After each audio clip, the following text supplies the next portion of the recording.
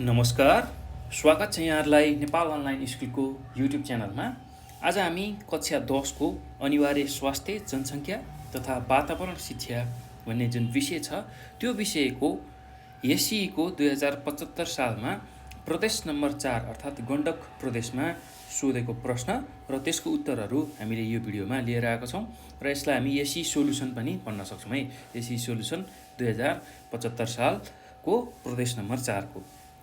ल भाइ बहिनीहरू, तपाईहरुले अब योभन्दा अघिको भिडियोहरुमा प्रदेश नम्बर 3 सम्मका सबै प्रश्न र त्यसको उत्तरहरू हेरिसक्नु भएको छ। यदि हेर्नु भएको छैन भने तपाईहरुले युट्युबमा गएर नेपाल अनलाइन स्कुल कक्षा 10 health population and environmental education SC preparation class अथवा पास्ट क्वेसन भनेर टाइप गरेर चाहिँ योभन्दा अघिका सबै भिडियोहरू सेटहरू हेर्न सक्नुहुन्छ। त्यस्तै 74 सालको पनि सेटहरू हामीले गराएर राखेका छौँ, त्यसलाई पनि तपाईहरुले हेर्न सक्नुहुन्छ है त। ल यति जानकारी मैले दिएँ। अब हामी प्रश्नतिर लागौँ। हाम्रो चाहिँ प्रश्न खण्डमा 3 वटा समूह छ, ग्रुप ए, ग्रुप बी र ग्रुप सी। र ग्रुप ए मा 11 वटा प्रश्नहरू छन् हाम्रो। त्यस्तै ग्रुप बी मा 9 वटा र ग्रुप सी मा 4 वटा प्रश्नहरू रहेका छन्। ल यसरी अति छोटो र लामो उत्तर गरी 3 वटा चाहिँ समूहमा हामीले प्रश्न र त्यसको उत्तरहरू हेर्छौँ। ल अब सुरु गरौँ है त। हामी ग्रुप ए बाट सुरु गरौँ। सुरुमा ग्रुप ए बाट सुरु गरौँ। ग्रुप ए मा पहिलो प्रश्न के छ भन्दाखेरि अति छोटो प्रश्न उत्तरमा स्वास्थ्य, जनसङ्ख्या र वातावरण शिक्षाको कुनै एक मनोवैज्ञानिक पक्ष लेख्नुहोस् भनेर सोधेको छ।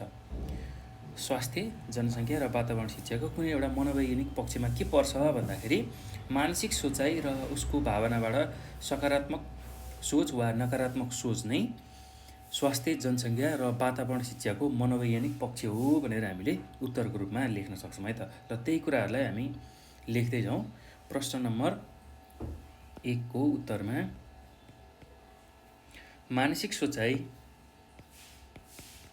मानसिक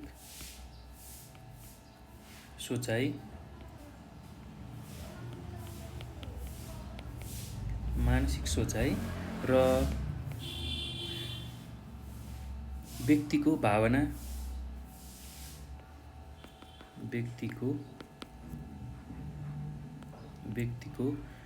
भावनाबाट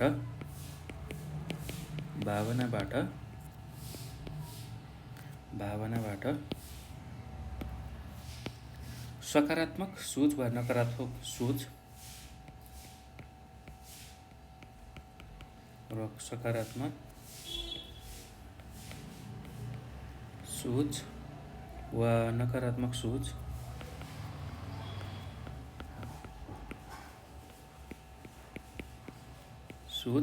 नै स्वास्थ्य, जनसङ्ख्या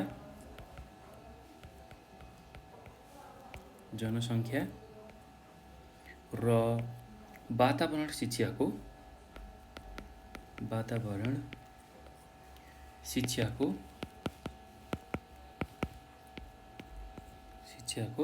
मनोवैज्ञानिक पक्ष हो। मनोवैज्ञानिक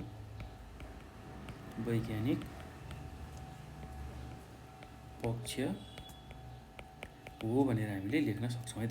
ल अब प्रश्न नम्बर 2 मा जाउँ। प्रश्न नम्बर 2 मा के छ भन्दाखेरि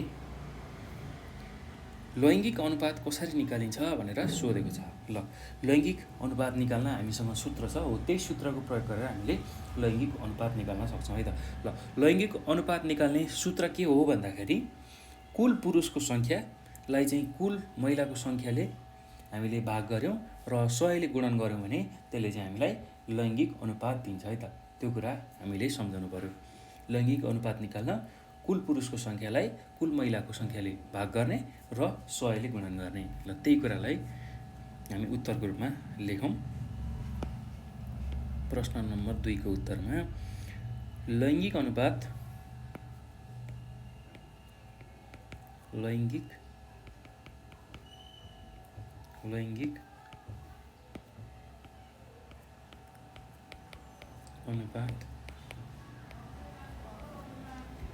निम्न सूत्रबाट निकालिन्छ। सूत्र सूत्रबाट निकालिन्छ। ल अब के हो त त्यो सूत्र, त्यसलाई लेखौँ। लैङ्गिक अनुपात कसरी निक्लिन्छ भन्दाखेरि कुल पुरुषको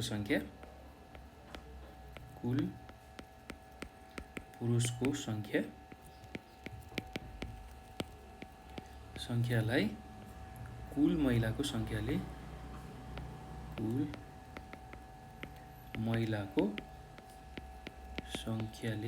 भाग गर्नु पर्यो र 100ले गुणन गर्नु पर्यो।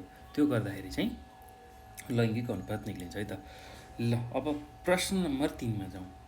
प्रश्न नम्बर 3मा के छ भने सामाजिक सुरक्षा पाउनुपर्ने कुनै एक समूहको उदाहरण दिनुहोस् भनेर सोधेको छ।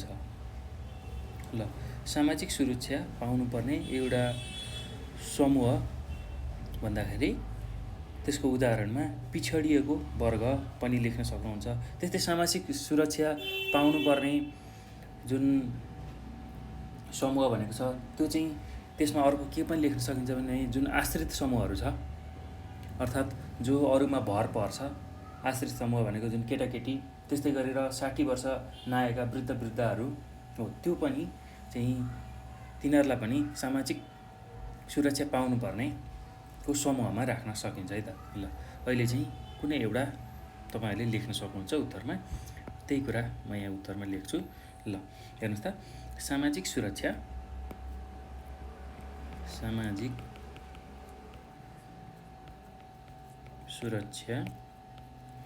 पाउनुपर्ने कुनै एक समूहको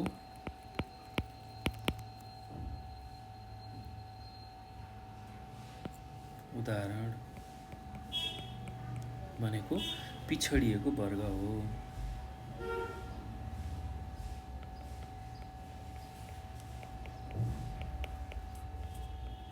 वर्ग अथवा यसमा के पनि लेख्न सक्नुहुन्छ भने आश्रित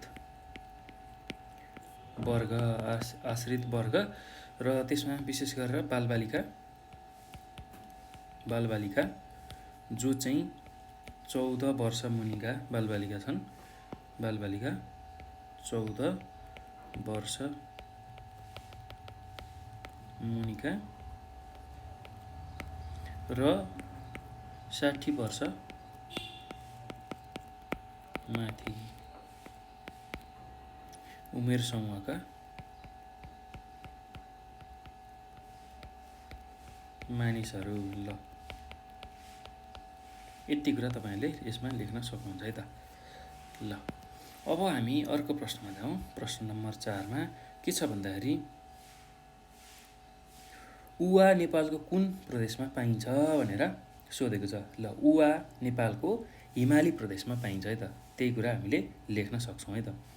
उवा चाहिँ कहाँ पाइन्छ भन्दाखेरि हिमाली प्रदेशमा पाइन्छ भनेर लेख्न सक्छौँ है त।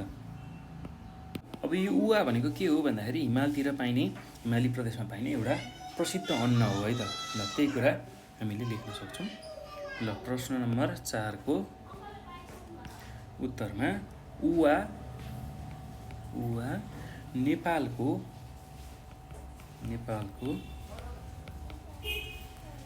हिमाली प्रदेशमा पाइन्छ। हिमाली प्रदेशमा पाइन्छ भनेर हामीले लेख्न सक्छौँ है त। ल अब प्रश्न नम्बर 5मा जाउँ। प्रश्न नम्बर 5मा के छ भन्दाखेरि न्यून गुणस्तरीय जीवन हुनुका कुनै एक कारण लेख्नुहोस् भनेर सोधेको छ।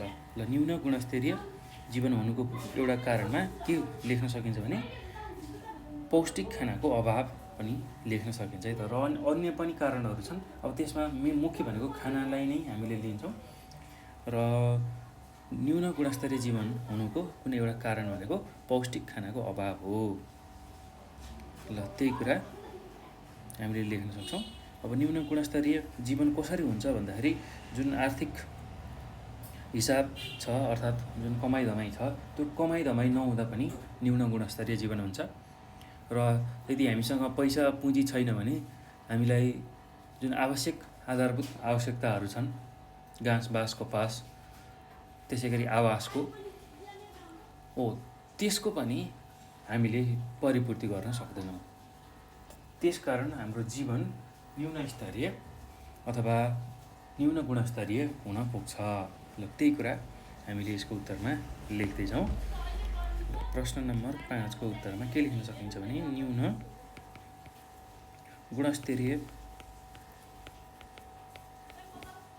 गुणस्तरीय जीवन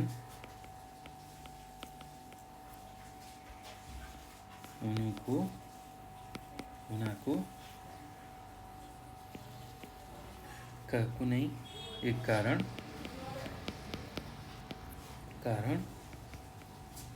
भनेको पौष्टिक खानाको अभाव हो। पौष्टिक खानाको अभाव हो।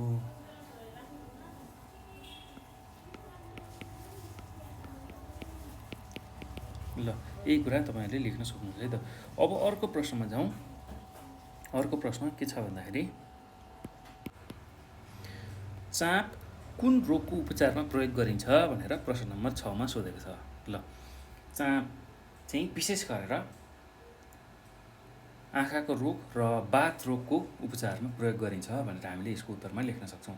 किनभने चापको फूलबाट जुन तेल निक्लिन्छ त्यो चाहिँ आँखाको रोग र बाथ रोगको उपचारमा विशेष गरेर प्रयोग गरिन्छ है त। त्यो कुरा तपाईहरुले बुझ्नु होला। ल त्यही कुरा हामी लेखौं। प्रश्न नम्बर 6 को उत्तरमा चापको फूल विशेष गरेर चापको चाहिँ फूल प्रयोग हुन्छ है त उपचारको लागि। चापको फूल को तेलबाट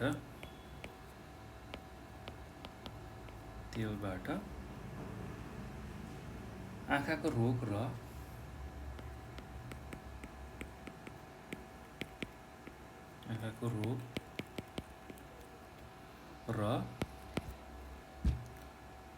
बाथ रोगको उपचारमा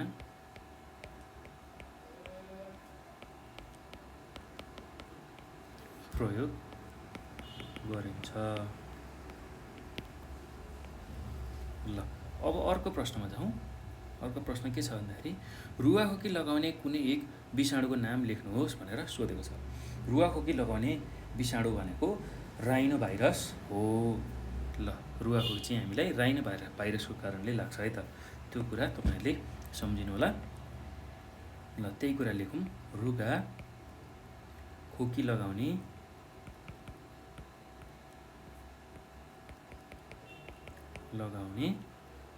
विषाणुको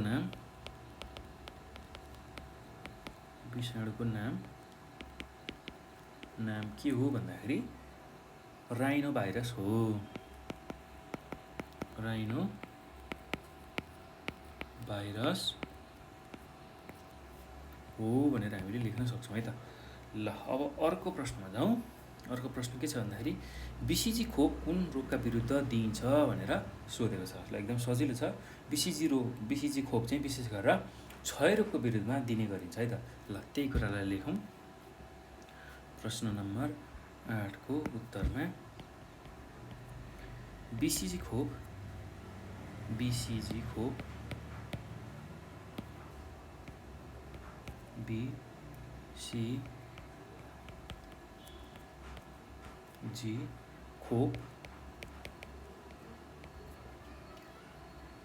क्षय रोगका विरुद्ध दिइन्छ। क्षय रोगका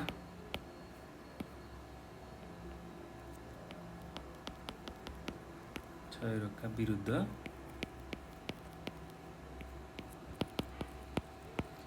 दिइन्छ। ल यति कुरा लेख्न सक्नुहुन्छ है त। अब प्रश्न नम्बर 9 मा जाउँ। प्रश्न नम्बर 9 मा के सोधेको छ भन्दाखेरि सामुदायिक स्वास्थ्य किन महत्त्वपूर्ण छ कुनै एक कारण लेख्नुहोस् भनेर सोधेको छ। ल सामुदायिक स्वास्थ्य किन आवश्यक छ त? हामीलाई किन यसको महत्त्व चाहिँ देखिन्छ त? त्यही कुरा चाहिँ एउटा कारणमा लेख्नु पर्यो है त। अब यसको उत्तरमा के लेख्न सकिन्छ भने स्वास्थ्य सम्बन्धी असल बानीहरू चाहिँ दिगो बनाई देशलाई आवश्यक पर्ने स्वस्थ जनशक्ति उत्पादन गर्न सामुदायिक स्वास्थ्य महत्त्वपूर्ण छ भनेर चाहिँ यसको उत्तर लेख्न सकिन्छ है त। ल त्यही कुरालाई हामी लेखौँ। स्वास्थ्य सम्बन्धी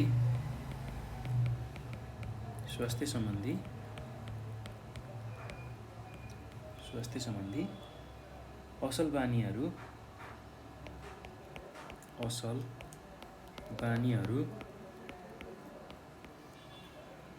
दिगो बनाई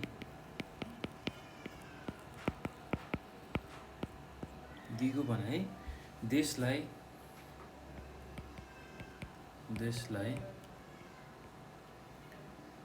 आवश्यक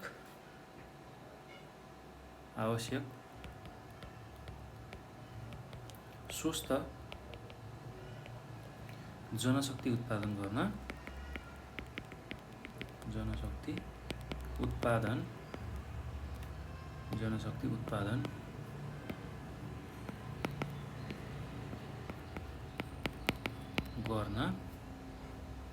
सामुदायिक स्वास्थ्य महत्त्वपूर्ण छ। सामुदायिक स्वास्थ्य महत्त्वपूर्ण छ भनेर हामीले लेख्न सक्छौँ है त। अब अर्को प्रश्नमा जाउँ। अर्को प्रश्न के छ भन्दाखेरि सर्किएको चिन्ह कुनै एक लक्षण लेख्नुहोस् भनेर सोधेको छ। ल सर्किँदाखेरि अब विभिन्न लक्षणहरू देखा पर्छ र विशेष गरेर तपाईँहरूले यसमा के लेख्न सक्नुहुन्छ भने एउटा लक्षणमा बिरामीले एक्कासी खोक्ने हुन्छ, जसलाई चाहिँ सर्किएको छ त्यसले चाहिँ एक्कासी खोक्न थाल्छ है त सर्किँदाखेरि। ल यही लक्षण हामी लेख्न सक्छौँ उत्तरको रूपमा। प्रश्न नम्बर 10 को उत्तरमा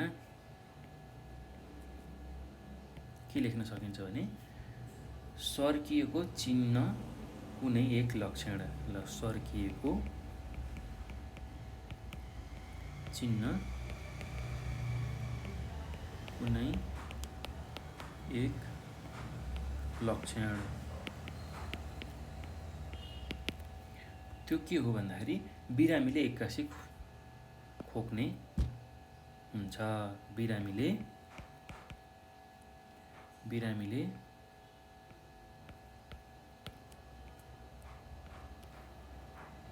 एक्कासी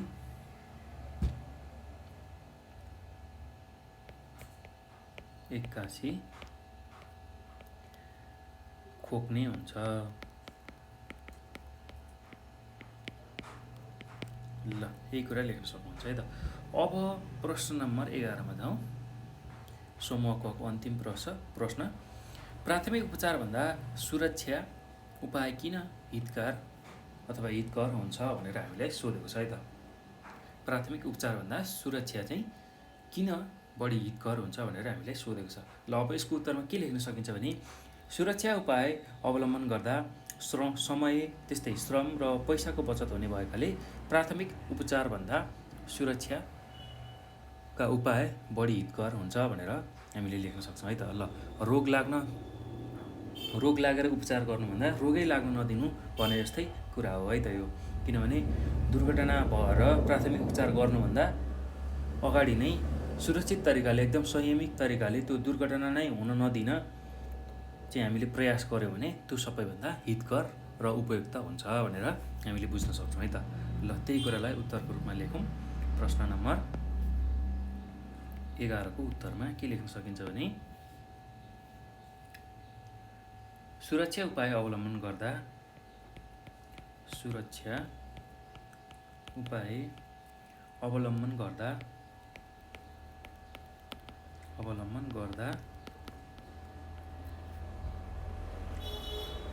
समय त्यस्तै गरेर श्रम र पैसाको बचत हुने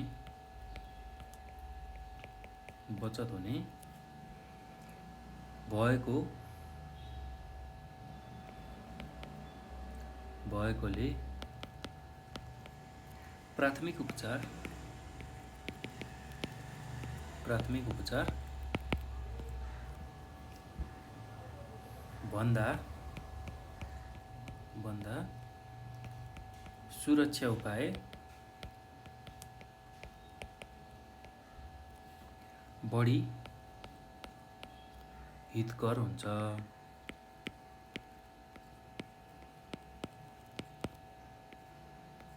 ल यति कुरा तपाईहरुले लेख्न सक्नुहुन्छ है त। अब यो पछि हामी समूह ख अन्तर्गतको छोटो प्रश्न उत्तरहरू हेर्नेछौँ है त।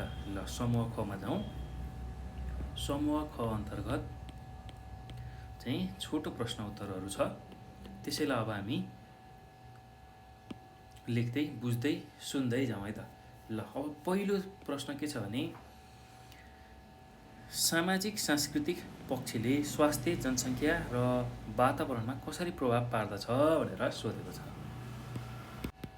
हाम्रो प्रश्न के छ भन्दाखेरि सामाजिक सांस्कृतिक पक्षले चाहिँ स्वास्थ्य, जनसङ्ख्या र वातावरणमा कसरी प्रभाव पार्छ भनेर सोधेको छ। ल अब यसको उत्तर म भनिदिन्छु, तपाईहरुले ध्यानपूर्वक सुन्नुहोला र त्यही सुनेकै आधारमा तपाईहरुले यसको उत्तर लेख्न सक्नुहुन्छ है त।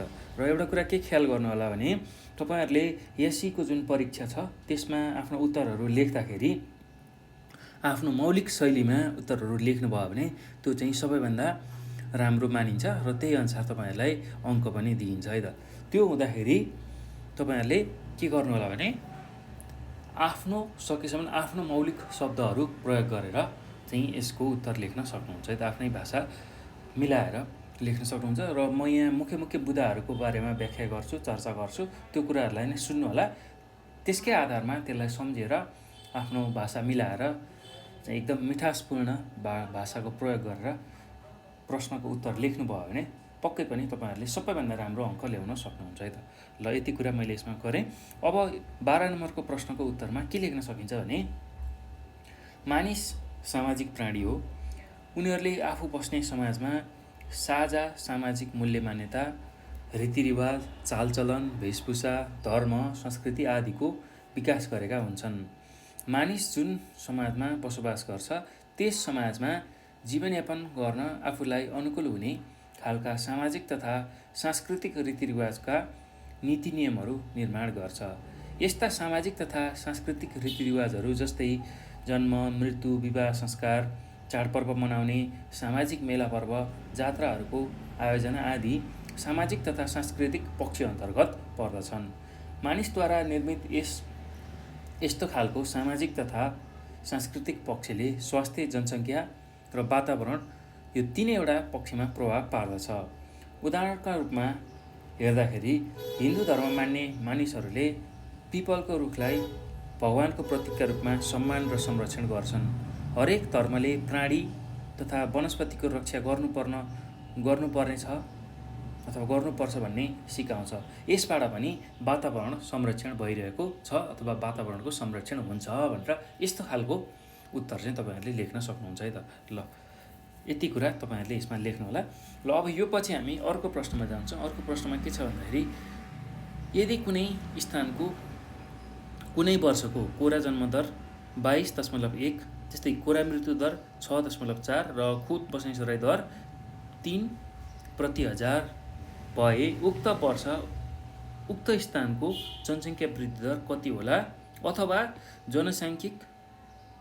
जनसाङ्ख्यिकीय जुन तालिका छ त्यसलाई निर्माण गरी यसका महत्त्वहरू वर्णन गर्नुहोस् भनेर सोधेको छ।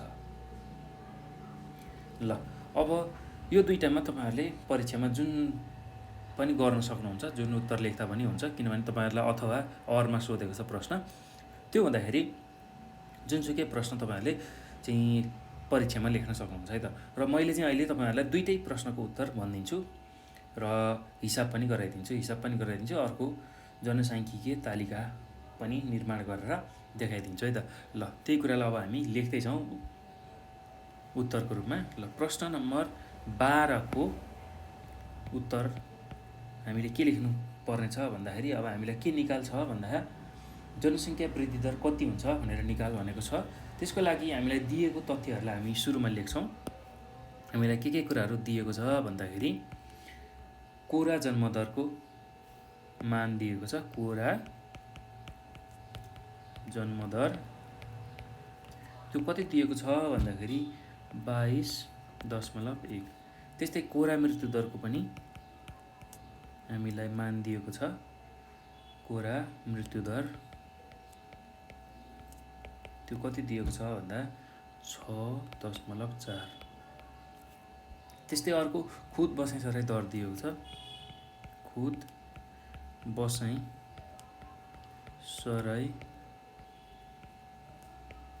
दर दिएको छ। कति दिएको छ भन्दाखेरि 3/1000।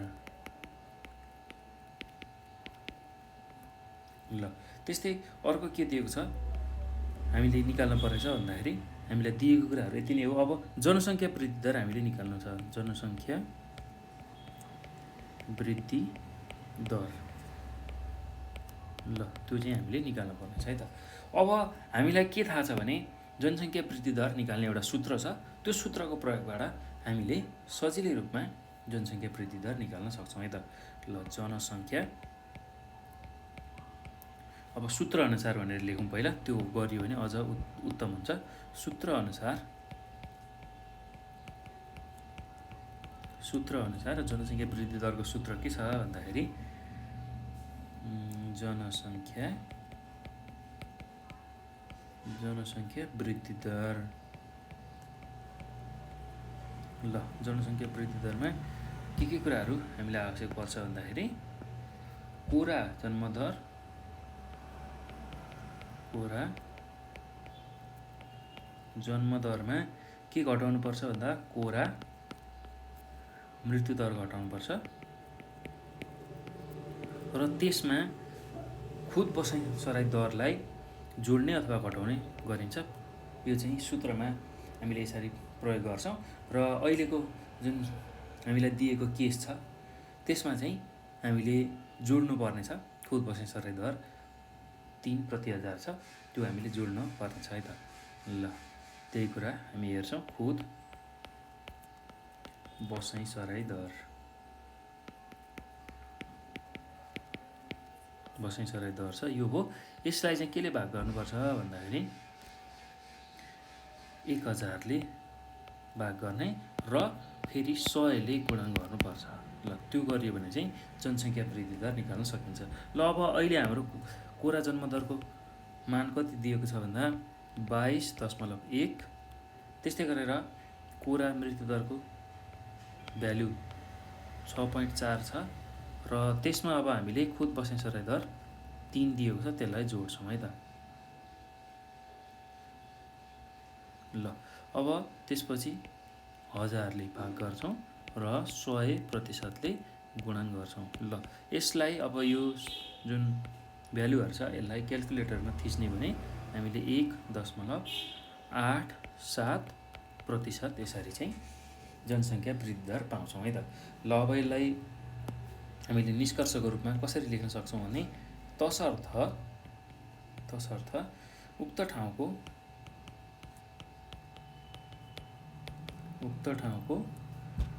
जनसङ्ख्या वृद्धि दर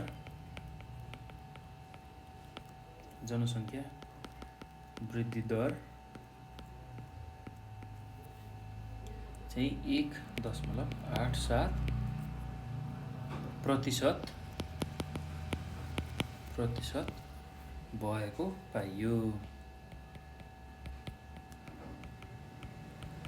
ल यति चाहिँ हामीले उत्तरमा लेख्न सक्छौँ है त। अब अर्को यसमै अथवा के सोधेको छ भने जनसाङ्ख्यिकीय तालिका निर्माण गरी यसका महत्त्वहरू वर्णन गर्नुहोस् भनेर सोधेको छ। ल अब जनसाङ्ख्यिकीय तालिका हामीले निर्माण गरौँ। जनसाङ्ख्यिकीय तालिका अथवा वालाको उत्तरमा हामीले के गर्न सक्छौँ भने ल अब हामीले के गर्नु छ भन्दा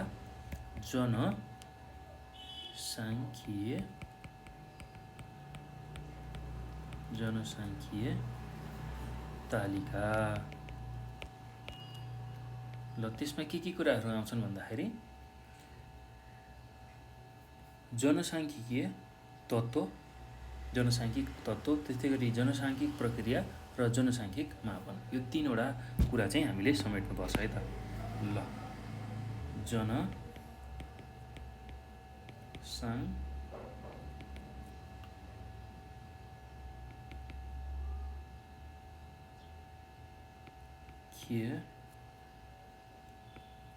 जनसाङ्ख्यिक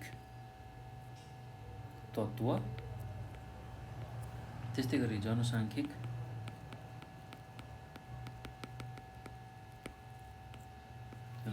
प्रक्रिया र अर्को जनसाङ्ख्यिक मापन छ, त्यसलाई पनि हामी लेख्छौँ।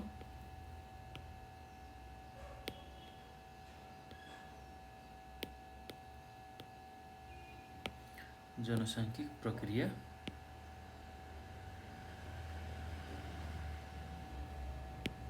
र अर्को जनसाङ्ख्यिक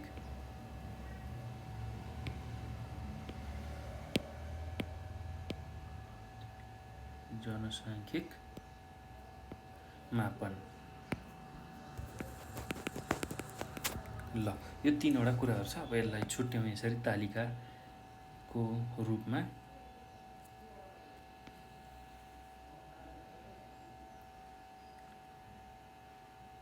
ल, अब यो पछि यसलाई दिएको तालिकामा, अब यो तालिकामा हामीले के कुराहरू भर्नुपर्ने छ भन्दा, अब जनसाङ्ख्यिक तत्त्व के हुन् भन्दाखेरि जन्म, त्यस्तै गरेर मृत्यु र अर्को भनेको बसाइसराई।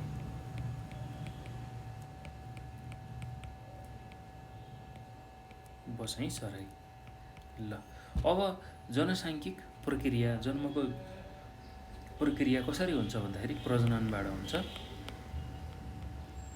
त्यस्तै मृत्युको मरण र बसाइसराईको बसाइसराईबाटै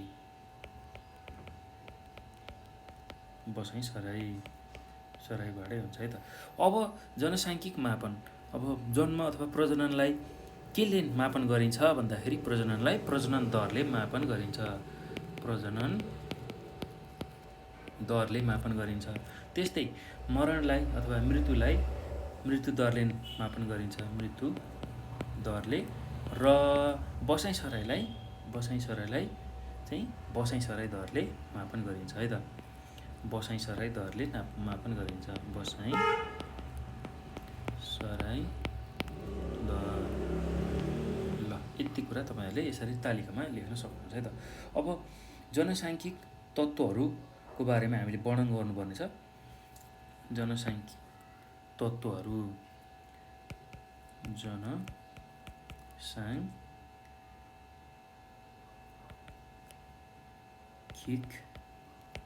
तत्त्वहरू। ल, जनसाङ्ख्यिक तत्त्वहरूमा के पर्छ भन्दाखेरि पहिलोमा जन्म, त्यस्तै दोस्रोमा मृत्यु, त्यस्तै तेस्रोमा बसाइसराई।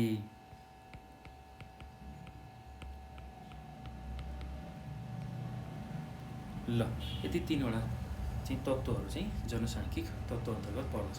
अब यसको व्याख्या गर्छु म छोटकरीमा।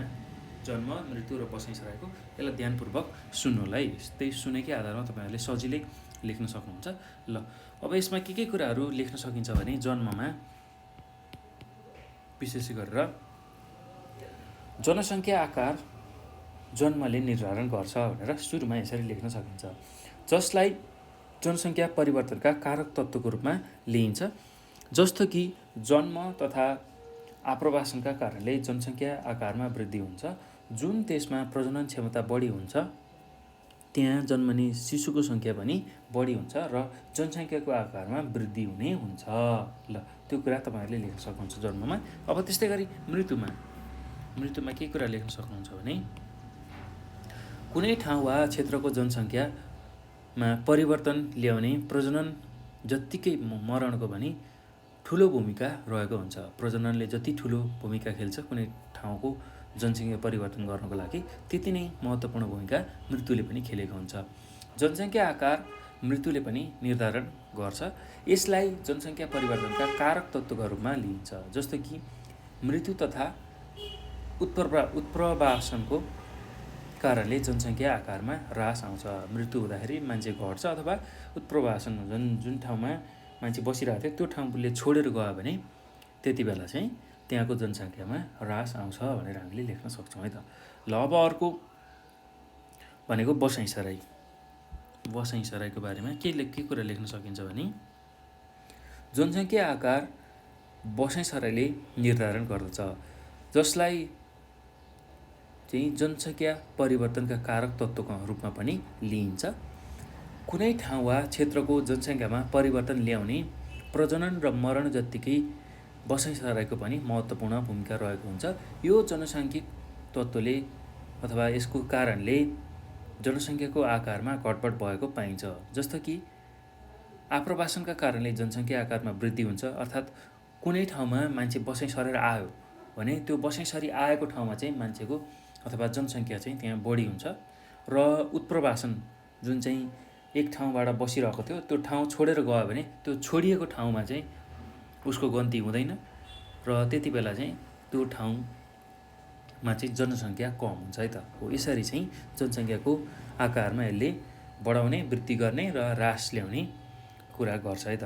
त्यो कुरा बसाइसराईबाट मात्र हुन्छ भनेर हामीले लेख्न सक्छौँ है त। यति कुरा चाहिँ तपाईँहरूले यसको उत्तरमा लेख्नु होला। अब हामी अर्को प्रश्नमा जाउँ। अर्को प्रश्न के छ भन्दाखेरि प्रश्न नम्बर 14मा जनसङ्ख्या, वातावरण र विकासका गतिविधिमा स्वास्थ्यको भूमिका लेख्नुहोस् भनेर सोधेको छ। स्वास्थ्य, वातावरण र विकासका गतिविधिमा स्वास्थ्यले कस्तो खालको भूमिका खेल्छ त्यही कुरालाई हामीले उत्तरको रूपमा लेख्नुपर्नेछ है त। ल अब यसको पनि उत्तर म भनिदिन्छु भाइ बहिनीहरू, तपाईँहरूले यसलाई ध्यानपूर्वक सुनेर लेख्न सक्नुहुन्छ। र यस्तो खालको प्रश्नहरूमा तपाईँहरूले सुनेकै आधारमा लेख्न सक्नुहुन्छ है। सबै कुराहरू अब यहाँ बुदागत रूपमा लेखाउन पनि अलि लामो हुने भएको हुनाले भिडियो लामो हुन्छ र तपाईँहरूलाई हेर्न पनि अलि अप्ठ्यारो हुने, लामो भिडियो हेर्न तपाईँहरूलाई मन नलाग्ने, त्यो भएको कारण मैले यसलाई छोटकरीमा छोटो छोटो मुख्य बुदा लेख्दै यसलाई व्याख्या गर्दै चाहिँ तपाईँहरूलाई सजिलो होस्, यसैमा आएको सबै प्रश्नहरू छोटो समयमा सजिलैसँग राम्रोसँग तयारी गर्न सहज होस् भनेर यसको उत्तरहरू व्याख्या गर्दैछु र नलेखाइकन व्याख्या गर्दैछु। त्यो गऱ्यो भने तपाईँहरूलाई पनि सजिलो हुन्छ भन्ने हिसाबले चाहिँ सकभर छोटो भिडियो बनाउन खोज्दैछु है त। ल अब त्यो हुँदाखेरि कतिपय उत्तरहरू तपाईँहरूले सुनेकै आधारमा चाहिँ लेख्नुपर्ने हुन्छ आफ्नो परीक्षामा। सुनेकै आधारमा चाहिँ धेरै कुराहरू बुझिन्छ पनि र सहजै याद पनि हुन्छ सुनेको कुरा। त्यो हुँदाखेरि तपाईँहरूले यसलाई ध्यानपूर्वक सुन्नु होला है। सुन्नुभयो भने मात्रै तपाईँहरूले यसलाई राम्रोसँग त्यसकै आधारमा, सुनेकै आधारमा परीक्षामा लेख्न सक्नुहुन्छ। ल यति कुरा मैले गरेँ। अब हामी प्रश्नको उत्तर कसरी लेख्न सक्छौँ भन्दाखेरि हाम्रो प्रश्न के छ भन्दा जनसङ्ख्या, वातावरण र विकासका गतिविधिमा स्वास्थ्यले कस्तो खालको भूमिका खेल्छ लेख्नुहोस् भनेर सोधेको छ। ल यसमा के लेख्न सकिन्छ भने जनसङ्ख्या, वातावरण र विकासको एक महत्त्वपूर्ण गतिविधि चाहिँ स्वास्थ्य हो भनेर हामीले लेख्न सक्छौँ है त। अब स्वास्थ्य मानिसको आधारभूत आवश्यकता हो। विकासको प्रमुख आधार स्वस्थ जनशक्ति हो। स्वस्थ जनशक्ति राष्ट्र विकासको मेरुदण्ड हो। तसर्थ वातावरण स्वच्छ राख्न सकियो भने स्वस्थ जनशक्तिको निर्माण हुन्छ। यसले विकास प्रक्रियालाई अगाडि बढ्न मद्दत गर्दछ। प्रत्येक नागरिकलाई आधारभूत स्वास्थ्य सेवा निःशुल्क उपलब्ध गराउनु राज्यको दायित्व हो। यसै गरी स्वस्थ जीवनयापन गर्नका लागि खानेपानी र सरसफाइको पनि उत्तिकै जरुरी हुन्छ। तर आर्थिक विकास र स्रोतको अभावमा स्वास्थ्य संस्थाहरूमा गुणस्तरीय सेवा प्रदानका लागि आवश्यक मानवीय त्यस्तै भौतिक स्रोत, साधन र औषधिको र उपकरणहरूको नियमित आपूर्तिको समस्या देखिन्छ। खानेपानी र सरसफाइको अभाव भएमा मानिस स्वस्थ रहन सक्दैन र वातावरणमा पनि नकारात्मक असर पर्छ। वातावरणमा ह्रास आएमा पुनः जनसङ्ख्या र स्वास्थ्यमा असर पर्छ। अत जनसङ्ख्या विकास तथा वातावरणको विकासमा स्वास्थ्यको महत्त्वपूर्ण भूमिका अथवा योगदान रहेको हुन्छ भनेर हामीले यसरी यसको उत्तर लेख्न सक्छौँ है त। ल यति कुरा तपाईँहरूले लेख्नु होला। र अब हामी अर्को प्रश्नमा जाउँ। अर्को प्रश्न के छ भन्दाखेरि तराईको पारिस्थितिक प्रणालीमा परेका असरहरू र त्यसको न्यूनीकरण गर्ने उपायहरू लेख्नुहोस् भनेर सोधेको छ। ल अब यसको उत्तरमा के लेख्न सकिन्छ भने सुरुमा त हामी तराईको पारिस्थितिक प्रणालीमा परेको असरहरूको बारेमा चर्चा गरौँ है त। ल त्यही असरहरूको बारेमा म व्याख्या गर्छु, केही बुदाहरू लेखाइदिन्छु, त्यसलाई पनि हेर्नु होला है त। ल 15 नम्बरको प्रश्नको उत्तरमा के लेख्न सकिन्छ भने तराई प्रदेशको पारिस्थितिक प्रणालीमा परेका असरहरू। तराई प्रदेशको पारिस्थितिक प्रणालीमा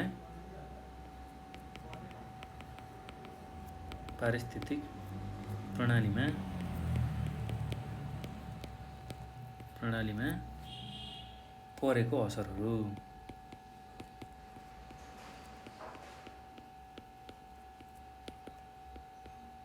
ल अब कस्तो खालको असर परेको छ भन्दाखेरि तराईमा उर्वर जमिन रहेकाले वनजङ्गलको फडानी गरी कृषि भूमिको विस्तार गर्ने गरिन्छ। त्यस्तै अर्को यसको असर भनेको यातायात तथा सिँचाइका लागि कुलो निर्माणले वनजङ्गलमा रहेको पशुपन्छीहरूको वासस्थान नाश भएको छ। त्यस्तै अर्को भनेको पहाडी प्रदेशबाट बगेर आएको ढुङ्गा माटोले गर्दा खेतीयोग्य जमिनको उर्वरा शक्ति घट्न थालेको छ। त्यस्तै अर्को बुदामा के लेख्न सकिन्छ भने यस क्षेत्रमा उद्योग धन्दाको विस्तार बढी भएको कारण वातावरणीय प्रदूषण अत्याधिक छ भनेर लेख्न सकिन्छ है त। ल पहिलो बुदामा के लेखौँ भने तराईमा उर्वर जमिन रहेकाले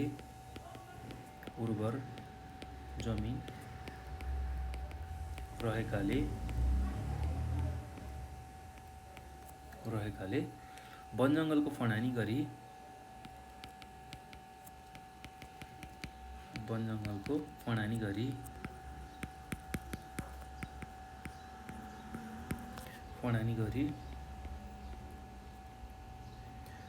कृषि भूमिको विस्तार गर्ने गरिन्छ।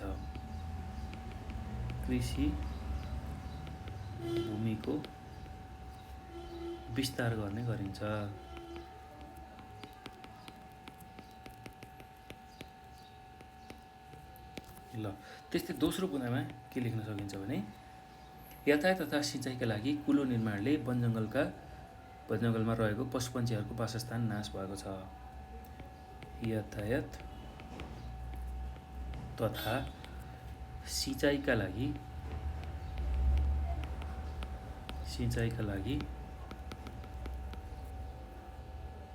कुलो निर्माणले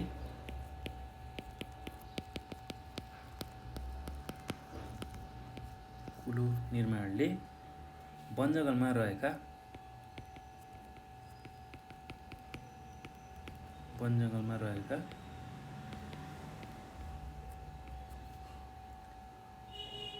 पशुपन्छीको वासस्थान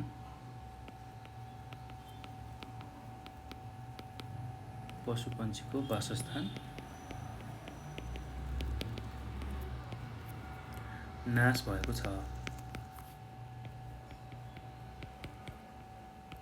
त्यस्तै अर्को बुदामा के लेख्न सक्नुहुन्छ भने पहाडी प्रदेशबाट बगेर आएको ढुङ्गा माटोले गर्दा खेतीयोग्य जमिनको उर्वरा शक्ति घट्न थालेको छ।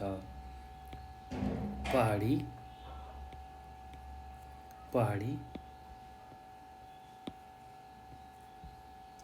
प्रदेशबाट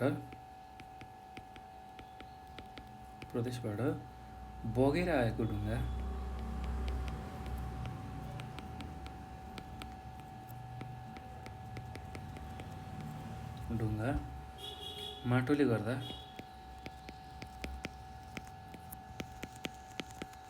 माटोले गर्दा खेतीयोग्य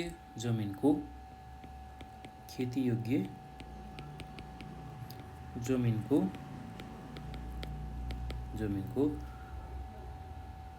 उर्वरा शक्ति घट्न थालेको छ।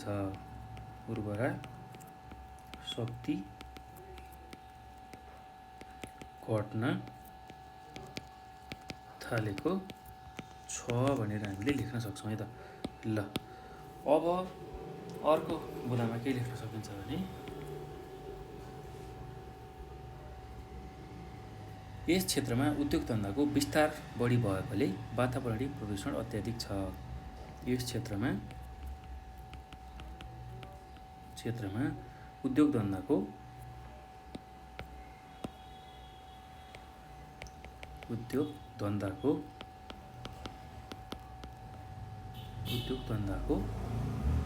विस्तार बढी भएकाले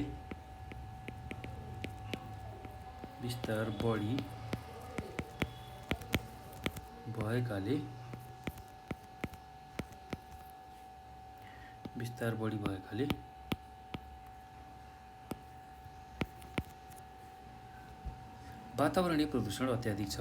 वातावरणीय प्रदूषण अत्याधिक छ। ल यो कुरा त तराई प्रदेशको पारिस्थितिक प्रणालीमा परेको असरहरू हो। अब यो असरलाई कम गर्ने उपायहरू अथवा यसको न्यूनीकरणका उपायहरू पनि हामीले लेख भनेको छ। ल यी असरहरू कम गर्ने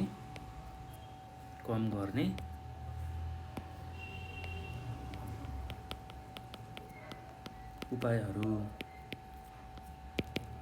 ल पहिलो उपाय के हुन्छ भन्दाखेरि वृक्षारोपण गरी वन पैदावार क्षेत्र मात्र प्रयोग गर्ने।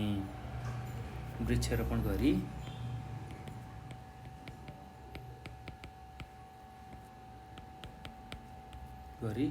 वन पैदावार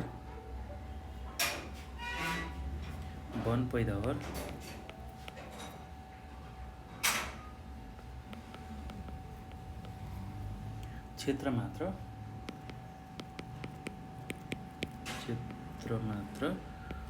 उपयोग गर्ने। ल जति चाहिने हो त्यति मात्र चाहिँ हामीले वन जङ्गलबाट आफूलाई चाहिएको कुराहरू लिनुपर्ने हुन्छ है त। अत्याधिक मात्रामा त्यसलाई व्यवसायको रूपमा अथवा खेती जुन गरिएको छ त्यसलाई व्यावसायिक खेतीको रूपमा नलिइकन अथवा अझ यसलाई सहज रूपमा बुझ्दाखेरि जुन पैसाको लागि काठहरू बेच्ने वन जङ्गल फडानी गरेर पैसाको लागि त्यसरी चाहिँ वन जङ्गल मास्नु भएन। त्यो कुरा हामीले बुझ्नु पर्यो है त। ल त्यही कुरा यसमा भनिएको। र अब अर्को के गर्न सकिन्छ भन्दाखेरि कृषि तथा सिँचाइका लागि प्राकृतिक पर्यावरणमा खलबल नपुग्ने गरी वातावरण मैत्री विकास कार्य तर्जुमा गर्ने। कृषि र सिँचाइका लागि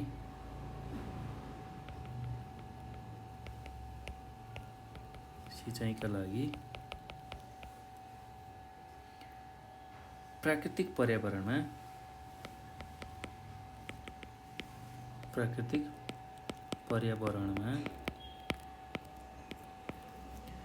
खलबल नपुग्ने गरी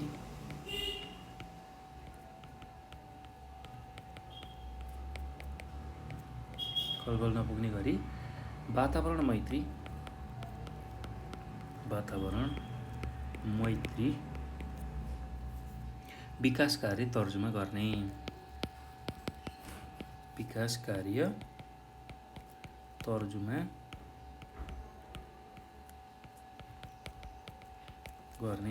त्यस्तै अर्को के गर्न सकिन्छ भन्दा खेतीयोग्य जमिनको उर्वरा शक्ति कम हुन नदिन पहाडी प्रदेशमा नै भूक्षय रोक्नुपर्छ। ल खेतीयोग्य जमिनको उर्वरा शक्ति कम हुन नदिन पहाडी प्रदेशमा नै भूक्षय रोक्नु पर्ने।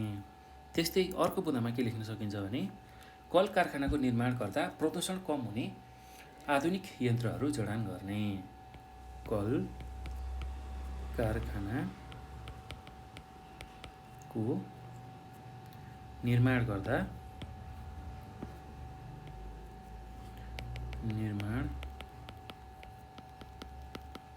गर्दा प्रदूषण कम हुने आधुनिक यन्त्रहरू जडान गर्ने। ल यति कुरा तपाईँहरूले यसको उत्तरमा लेख्न सक्नुहुन्छ है त। अब यो पछि हामी अर्को प्रश्नमा जाउँ। अर्को प्रश्न के छ भन्दाखेरि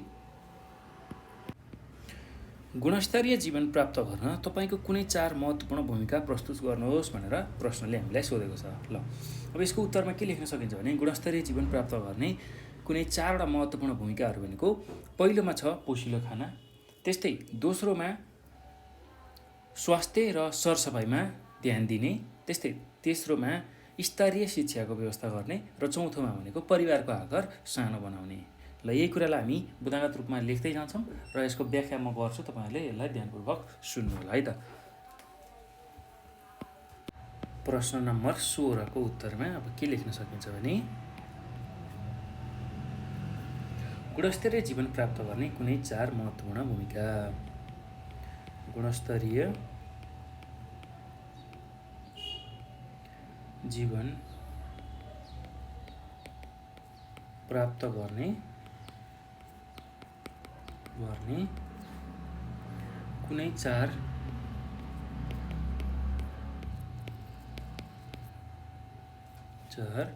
महत्त्वपूर्ण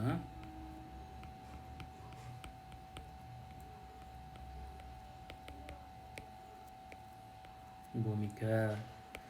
ल अब पहिलोमा के लेख्न सक्नुहुन्छ भने पोषिलो खाना अर्थात् पौष्टिक खाना, पोषिलो खाना, त्यस्तै दोस्रोमा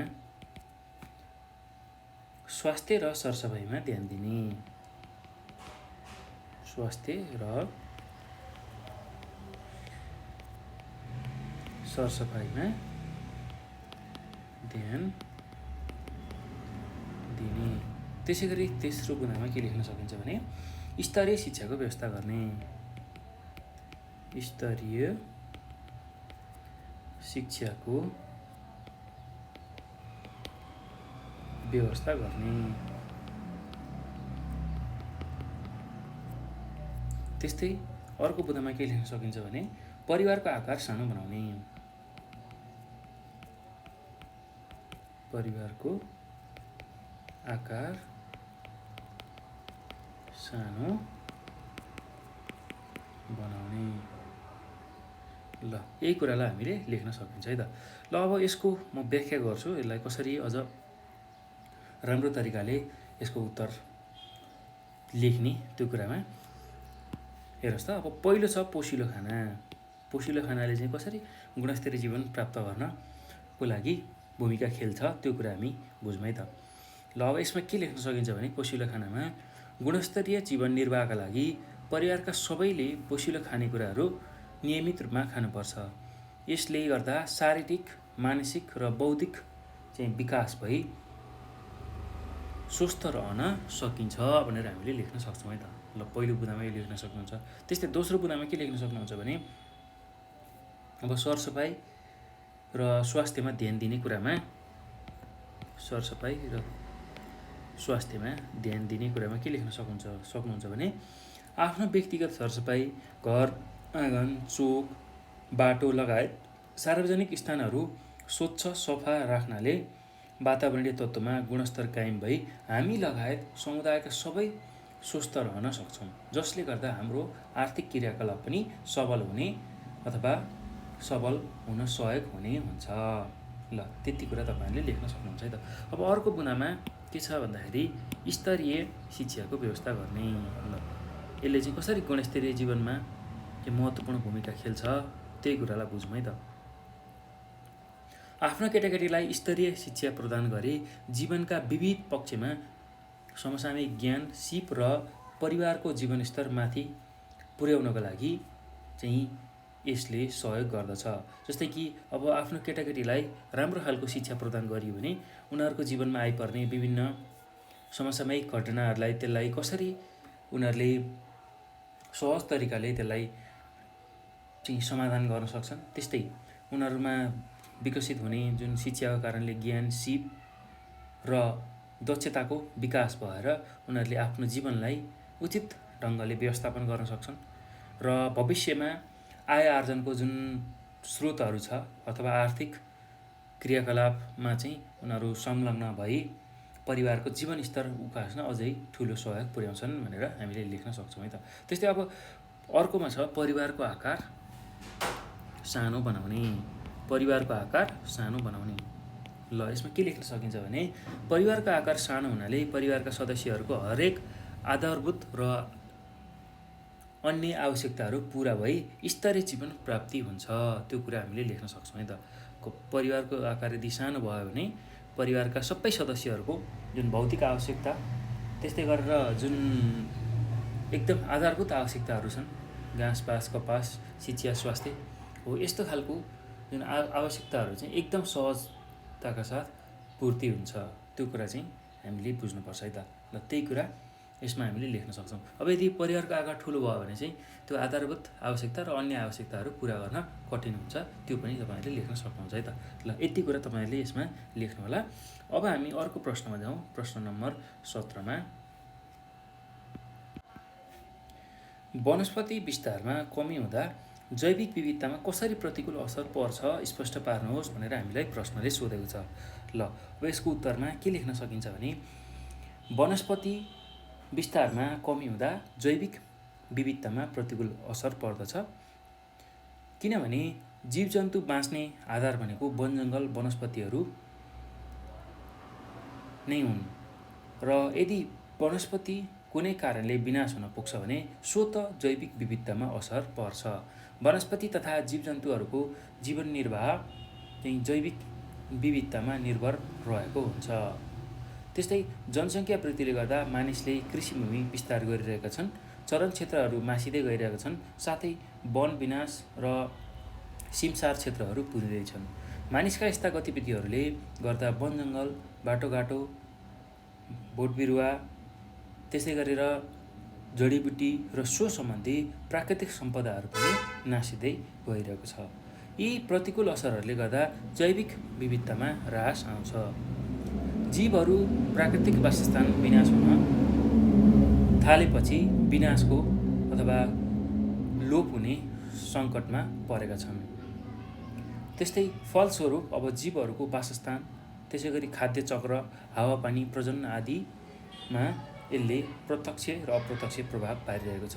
यसबाट सङ्ख्यात्मक वृद्धि र जीवन पद्धतिमा असर परि जैविक विविधतामा ह्रास आइरहेको हामी पाउँछौँ। वासस्थानको ह्रासले गर्दा प्रजातिबीच खाना, वासस्थान आदिका लागि प्रतिस्पर्धा चल्न थाल्छ र बाँच्न नसक्ने वनस्पति र पशुपन्छीको सङ्ख्या घट्न गई लोप समेत हुन पुग्छ। तसर्थ वनस्पतिको विस्तारमा कमी हुँदाखेरि यसले जैविक विविधतामा प्रतिकूल असर पार्छ भनेर हामीले लेख्न सक्छौँ है त। ल एकदम सहज छ यसको उत्तर, केही गाह्रो छैन। यति कुरा तपाईँहरूले लेख्नु होला है। अब अर्को पनि छ, यही 17 नम्बरकै अरमा अथवामा सोधेको प्रश्न के छ भन्दाखेरि दुर्लभ वनस्पति चाँप संरक्षण गर्न आवश्यक छोटो योजना बनाउनुहोस् भनेर सोधेको छ। ल जुन दुर्लभ वनस्पतिको रूपमा हामीले चाँपलाई लिएका छौँ, त्यसको संरक्षण गर्नको लागि तपाईँहरूले कस्तो खालको योजना बनाउन सक्नुहुन्छ त्यसलाई लेख्नुहोस् भनेको छ।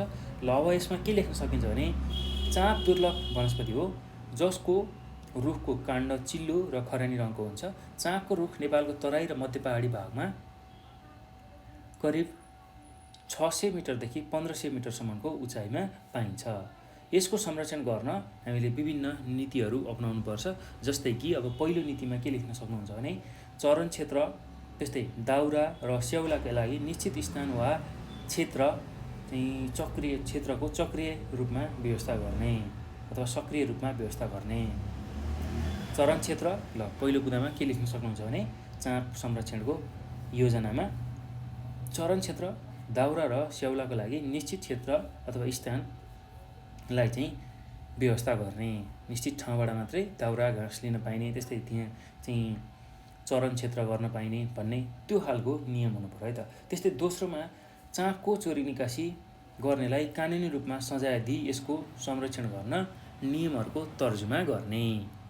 त्यस्तै अब तेस्रो बुँदामा के लेख्न सक्नुहुन्छ भने चाँप चाँपको वासस्थानलाई संरक्षित क्षेत्रको रूपमा घोषणा गर्ने। चाँप जहाँ जहाँ पाइन्छ अथवा चाँप जहाँ जहाँ खेती गरिएको छ, चाँपलाई रोपेर हुर्काइएको छ, त्यो ठाउँलाई चाहिँ हामीले के गर्न सक्नुपर्छ भन्दाखेरि चाँपको वासस्थानलाई संरक्षित क्षेत्रको रूपमा घोषणा गर्ने। ल अब अर्को के गर्न सकिन्छ, अर्को बुँदामा के लेख्न सक्नुहुन्छ भने यिनीहरूको संरक्षणका लागि स्थानीय सहभागिता गराई संरक्षणबाट हुने फाइदा, त्यस्तै जोगाउन अपनाउने उपाय र दुर्लभ हुनुका कारणहरूको बारेमा चाहिँ जनस्तरमा चेतना फैलाउने। ल यति कुरा चाहिँ तपाईँहरूले गर्न सक्नुहुन्छ है त। ल यो गरियो भने हामीले दुर्लभ वनस्पति चाँपलाई संरक्षण गर्न सक्छौँ।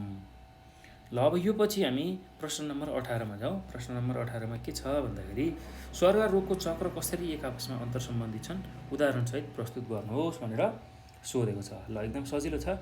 यसको चाहिँ म एउटा चित्र पनि बनाएर तपाईँहरूलाई देखाउँछु र त्यसको व्याख्या गर्छु। ल त्यसलाई पनि हेर्नु होला है त। ल अब सुरुमा त सर्व रोगको चक्र कसरी हुन्छ त्यसलाई म चित्रमा देखाउँछु, त्यसलाई अनि म व्याख्या गर्छु है त। ल प्रश्न नम्बर 18मा अब सर्व रोगमा सुरुमा हामीले के कुरा बुझ्नुपर्ने हुन्छ भन्दाखेरि सर्व रोगको स्रोत, सुरुमा त सर्व रोगको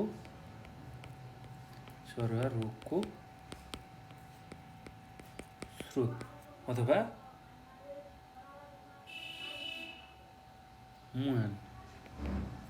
मुहान अथवा सार्ने व्यक्ति, मुहान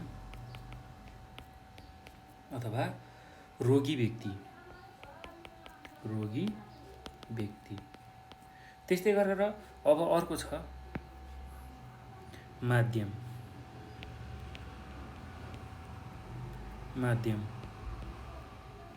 भन्नुको मतलब रोग सर्ने बाटो,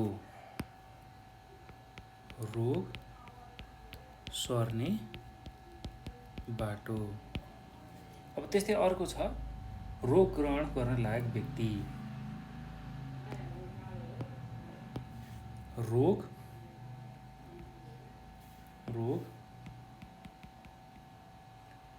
ग्रहण गर्न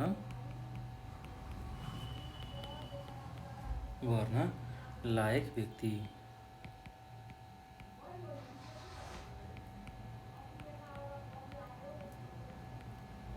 ल अब यसलाई नै हामीले यसरी देखाउन सकिन्छ।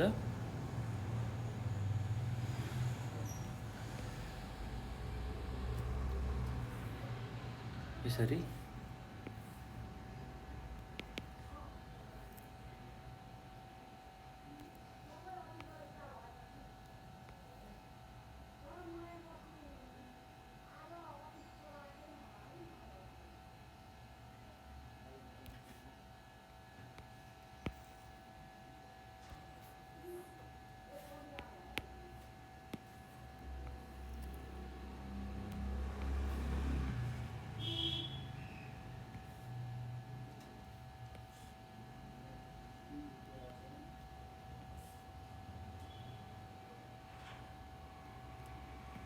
ल अब यसरी देखाउन सकिन्छ है। ल अब यसरी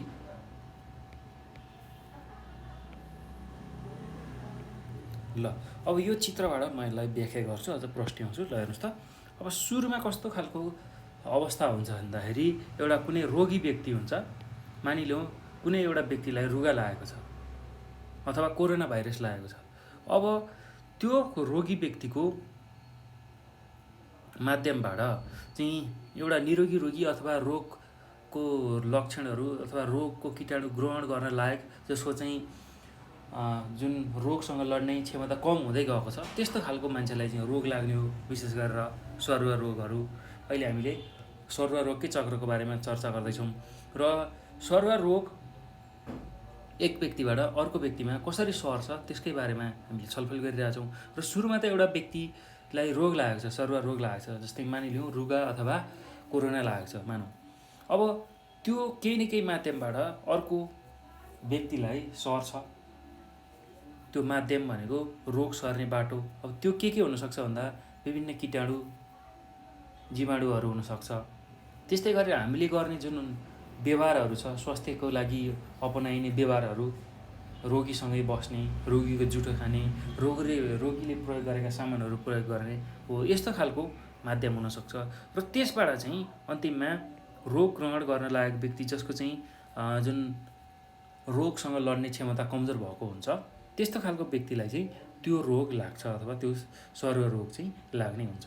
एउटा रोगी व्यक्तिबाट अर्को चाहिँ निरोगी व्यक्ति अथवा जसले चाहिँ रोग ग्रहण गर्न लायक भइसकेको छ, उसको रोग प्रतिरोधात्मक क्षमता कम भएर हो, त्यो कुरा चाहिँ यसरी सरुवा रोगको चक्र अन्तर्गत पर्छ। यसरी चाहिँ सरुवा रोग एक व्यक्तिबाट अर्को व्यक्तिमा सर्ने गर्छ। ल, यो चित्र तपाईँहरूले बनाउनु होला र अब यसमा अरू के कुराहरू लेख्न सकिन्छ म त्यसलाई चाहिँ व्याख्या गर्दै जान्छु, कसरी चाहिँ सरुवा रोग सर्ने रहेछ त्यो कुराहरू। सरुवा रोग त्यसै गरी जुन जीवाणुहरू छ, सरुवा रोग विभिन्न जीवाणुका माध्यमबाट निरोगी व्यक्तिमा प्रवेश गर्छन्। त्यही कुरा सुरुमा हामीले लेख्न सक्छौँ। सरुवा रोगका जुन जीवाणुहरू छ विभिन्न माध्यमबाट निरोगी व्यक्तिमा प्रवेश गर्छन्। कुनै पनि सरुवा रोगका जीवाणुहरू मानिसको शरीरमा प्रवेश गर्नासाथ रोगका लक्षणहरू तुरुन्तै देखा पर्दैन। मानिलिउँ तपाईँहरूलाई कोरोना भयो भने त्यो कोरोनाको जुन भाइरस शरीरभित्र प्रवेश गर्ने बित्तिकै त्यसको लक्षण देखा पर्दैन, त्यसको केही समयभित्र। र मानिलिउँ 4 दिन 5 दिन, कसैलाई 1 हप्ता हो, त्यसरी चाहिँ त्यो समयपछि मात्रै लक्षणहरू देखा पर्छन्। त्यस्तै मानव शरीरमा जीवाणु तथा विषाणुको प्रवेश भएपछि यिनीहरूको सङ्ख्यामा गुणात्मक रूपले वृद्धि आउँछ र एउटा अथवा केही भाइरसहरू हाम्रो शरीरमा प्रवेश गर्यो भने त्यसले हाम्रो शरीरमा प्रवेश गरेको केही समयमै, केही दिनमै त्यसले एकदमै धेरै त्यसको चाहिँ सङ्ख्यालाई वृद्धि गर्छ, एकदम धेरै त्यसको सङ्ख्या चाहिँ बनाउँछ। त्यो कुरा हामीले बुझ्नुपर्छ है त। ल, अब त्यस्तै मानिसको प्रतिरक्षा शक्ति यदि कमजोर हुन्छ अथवा कमजोर भएको बेलामा चाहिँ त्यो रोगको लक्षणहरू देखा पर्छन्। यस्तो व्यक्ति नै सरुवा रोगको स्रोत बन्न जान्छ। यसरी यस्तो खालको जुन व्यक्ति जसकोमा चाहिँ भाइरस अथवा कीटाणु अथवा विषाणुको मात्रा एकदमै ज्यादा बढेको छ, त्यस्तो व्यक्ति नै रोगको माध्यम बन्न पुग्छ। अब उसमा भएका रोगका केही जीवाणुहरू विभिन्न माध्यमहरू जस्तै दूषित खाना, हावा, पानी, धुलो, माटो, जनावर तथा अन्य किराहरूको सिधा सम्पर्क र रोगीले प्रयोग गरेका भाँडाकुँडा, लुगाफाटो, अन्य सरसामानहरू आदिका माध्यमबाट रोग समुदायका धेरै व्यक्तिहरूमा सर्ने हुन्छ। अब ती व्यक्तिबाट पुनः अन्य धेरैमा फैलिन्छन्। यसरी सरुवा रोगको चक्र चाहिँ एक आपसमा सम्बन्धित हुन्छन् भनेर तपाईँहरूले यसको उत्तरमा लेख्न सक्नुहुन्छ है त। ल, एकदम सजिलो छ, त्यस्तो गाह्रो केही पनि छैन। ल, अब यो पछि हामी 19 नम्बरको प्रश्नमा जाउँ। 19 नम्बरको प्रश्नमा के छ भन्दाखेरि, यदि तपाईँले गर्भवती महिलाको हेरचाह गर्नु परेमा कुन कुरामा ध्यान दिनुहुन्छ, तीमध्ये कुनै एउटा उपायको वर्णन गर्नुहोस् भनेर सोधेको छ। यदि तपाईँहरूले गर्भवती महिलाको चाहिँ हेरचाह गर्ने अवसर पाउनुभयो भने कुन कुरामा चाहिँ ध्यान दिनुहुन्छ र तीमध्ये कुनै एउटाको चाहिँ वर्णन गर्नुहोस् भनेर सोधेको छ। ल, यसको उत्तरमा के लेख्न सकिन्छ भने 19 नम्बरको प्रश्नको उत्तरमा, यदि मैले गर्भवती महिलाको हेरचाह गर्नु परेमा म निम्न कुराहरूमा ध्यान दिन्छु। पहिलो के कुरामा ध्यान दिने भन्दा पौष्टिक तत्त्वयुक्त भोजनमा, त्यस्तै दोस्रो भनेको हल्का किसिमको व्यायाम तथा प्रशस्त आरामको बारेमा, त्यस्तै तेस्रो बुँदामा के लेख्न सक्नुहुन्छ भने व्यक्तिगत सरसफाइमा ध्यान दिने, चौथोमा नियमित स्वास्थ्य परीक्षण गर्ने, पाँचौँमा धनुष्टङ्कार विरुद्ध टिटी खोप दिने र छैटौँमा चिकित्सकको परामर्श लिई औषधिको प्रयोग गर्ने हो। यस्तो खालको चाहिँ कुरामा गर्भवती महिलाको ध्यान पुर्याउनुपर्छ है त। त्यही कुरालाई हामी बिस्तारै लेखौँ। यदि मैले गर्भवती महिलाको हेरचाह गर्नु परेमा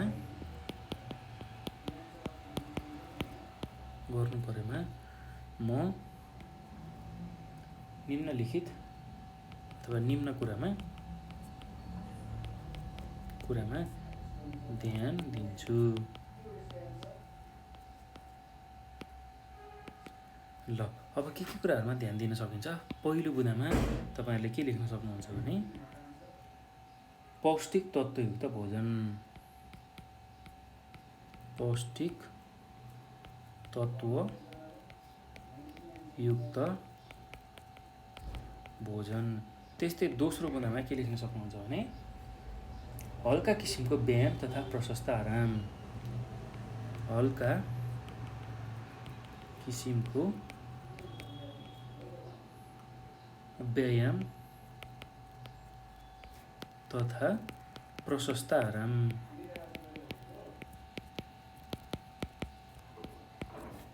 त्यस्तै अर्को बुँदामा के लेख्न सक्नुहुन्छ भने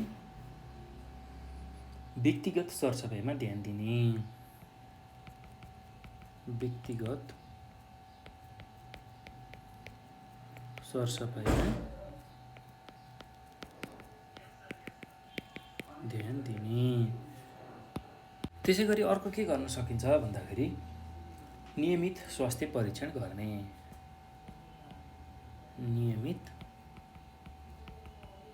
नियमित स्वास्थ्य परीक्षण गर्ने। त्यस्तै अर्को के गर्न सकिन्छ भने धनुष्टङ्कार विरुद्ध टिटी खोप लगाउने, धनुष्टङ्कार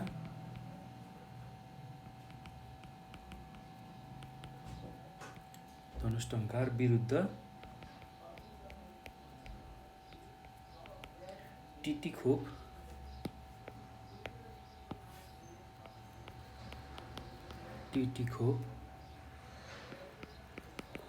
लगाउने।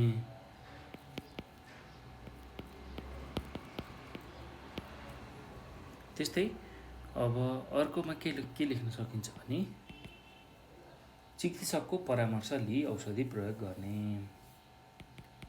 चिकित्सकको परामर्श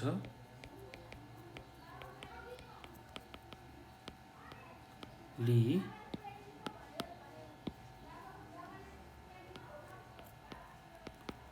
औषधि प्रयोग गर्ने। ल यति कुरा तपाईहरुले लेख्न सक्नुहुन्छ है त। अब यसमा कुनै एउटाको व्याख्या गर्नुहोस् भनेको छ र गर्भवती महिलाको हेरचाह गर्दाखेरि अब कुनै एउटा चिज हामीले चाहिँ व्याख्या गर्नुपर्नेछ र सुरुकै म अब व्याख्या गर्छु है त। पौष्टिक तत्त्वयुक्त भोजनको बारेमा चर्चा गर्छु, यसलाई ध्यानपूर्वक सुन्नु होला तपाईहरुले। पौष्टिक तत्त्वयुक्त भोजनमा के लेख्न सकिन्छ भने दुई जिउ भएको अथवा गर्भवती भएको समयमा पेटभित्रको बच्चालाई समेत खानाको जरुरत पर्ने भएकाले खानाको स्तर बढाई खाना चाँडै पाक्ने, त्यस्तै गरी खाना चाँडै पच्ने खालको, त्यस्तै पोषिलो तरल पदार्थ बढी भएको र रुचिकर तथा प्रोटिन, भिटामिन, क्याल्सियम, आयोडिन आदि पर्याप्त मात्रामा पाइने खाद्य वस्तु हामीले खानुपर्छ अथवा गर्भवतीलाई खुवाउनु पर्छ। त्यो कुरा हामीले बुझ्नु पर्यो है त। त्यही कुरा तपाईहरुले लेख्न सक्नुहुन्छ। दुई जिउ भएको समयमा पेटभित्रको बच्चालाई समेत खाना पर्ने हुँदाखेरि, उसलाई खानाको जरुरत पर्ने हुँदाखेरि चाहिँ खानाको स्तर बढाएर खाना चाँडै पच्ने खालको, त्यस्तै गरी पोषिलो तरल पदार्थ बढी भएको र रुचिकर तथा प्रोटिन, भिटामिन, क्याल्सियम, आयोडिन आदि पर्याप्त मात्रामा पाइने खाद्य वस्तु खानु पर्दछ भनेर हामीले लेख्न सक्छौँ है त। ल अब यो पछि हामी अर्को प्रश्नमा जाउँ। अर्को प्रश्न के छ भन्दाखेरि सामुदायिक स्वास्थ्यका क्षेत्रहरूमध्ये कुनै 4वटाको नाम लेखी एकको व्याख्या गर्नुहोस् भनेर सोधेको छ, अथवा नेपाल क्षयरोग निवारण संस्थाको कार्यहरू लेख्नुहोस् भनेर सोधेको छ। ल अब हामी यसको उत्तरमा पहिलो उत्तर जुन सामुदायिक स्वास्थ्य क्षेत्रहरू मध्ये कुनै 4वटाको नाम लेखी एकको व्याख्या गर्नुहोस् भनेको छ, त्यसकै बारेमा चर्चा गरौँ है त। सुरुमा प्रश्न नम्बर 20 मा के कुरा छ भन्दाखेरि सामुदायिक स्वास्थ्यका क्षेत्रहरूमध्ये 4वटा क्षेत्रहरू। ल पहिला त्यसलाई लेखौँ। सामुदायिक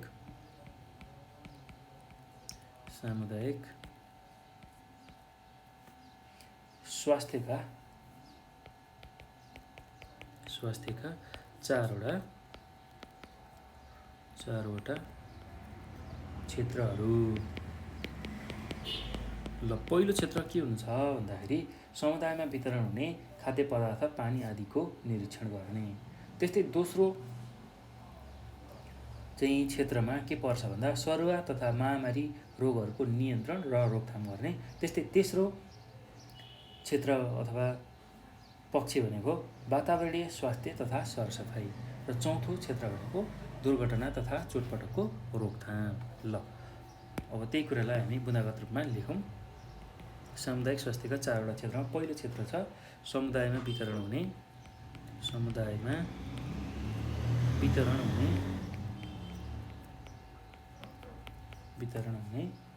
खाद्य पदार्थ त्यस्तै गरेर पानी आदिको निरीक्षण गर्ने।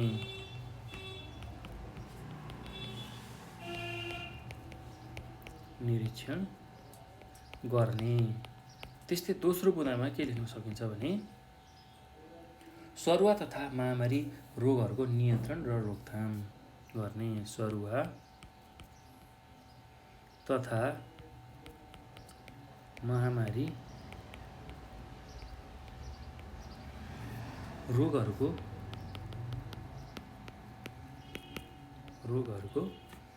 नियन्त्रण र रोकथाम गर्ने।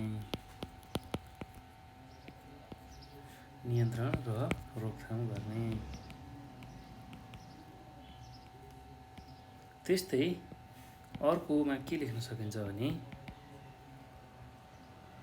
वातावरणीय स्वास्थ्य तथा सरसफाइमा ध्यान दिने।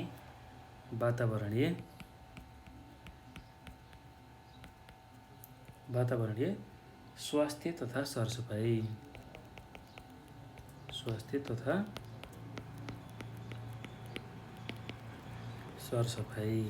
त्यस्तै अर्कोमा दुर्घटना तथा चोटपटकको रोकथाम।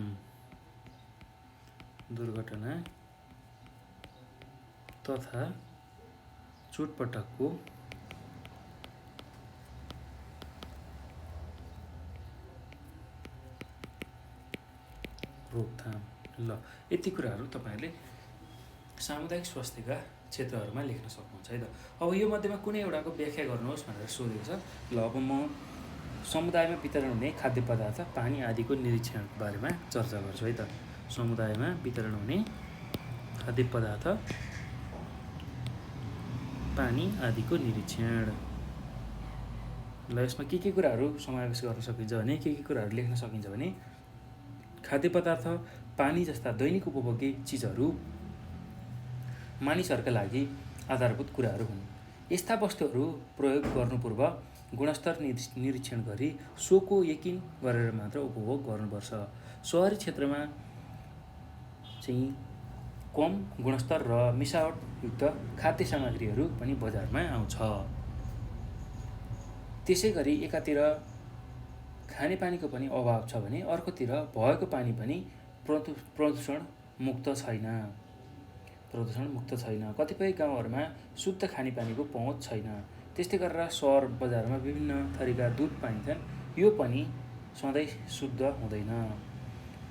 यस्ता कुराहरूको आवश्यक निरीक्षण समुदायद्वारा नै हुन आवश्यक छ। यस्ता पक्षहरूले जनस्वास्थ्यमा प्रत्यक्ष सरकार राख्ने भएकाले यसलाई सामुदायिक स्वास्थ्यको महत्त्वपूर्ण क्षेत्रको रूपमा लिएको छ भनेर तपाईहरुले यसको उत्तर लेख्न सक्नुहुन्छ है त। ल एकदम सजिलो छ, केही गाह्रो छैन। समुदायमा वितरण हुने खाद्य पदार्थ पानी आदिको निरीक्षण चाहिँ गर्नुपर्ने रहेछ। कसले भन्दा समुदायमा बस्ने अथवा समुदायद्वारा नै त्यो गर्न आवश्यक रहेछ भनेर तपाईहरुले लेख्न सक्नुहुन्छ है त। ल एकदम सहज छ, यसको उत्तर केही गाह्रो छैन। यति कुराहरू तपाईहरुले लेख्नु होला है त। अब यसमा अर्को पनि प्रश्न सोधेको छ। अरमा नेपाल क्षयरोग निवारण संस्थाको कार्यहरू लेख्नुहोस् भनेर सोधेको छ। ल के काम गर्छ त नेपाल क्षयरोग निवारण संस्थाहरूले, त्यसकै बारेमा बुँदागत रूपमा कार्यहरू लेख्दै जाउँ है त। अथवा नेपाल क्षयरोग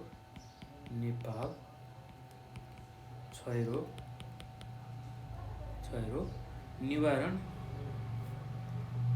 सङ्घका कार्यहरू। निवारण संस्थाका कार्यहरू। ल अब पहिलो काम के गर्छ भन्दाखेरि नेपाल क्षयरोग निवारण संस्थाले पहिलो काम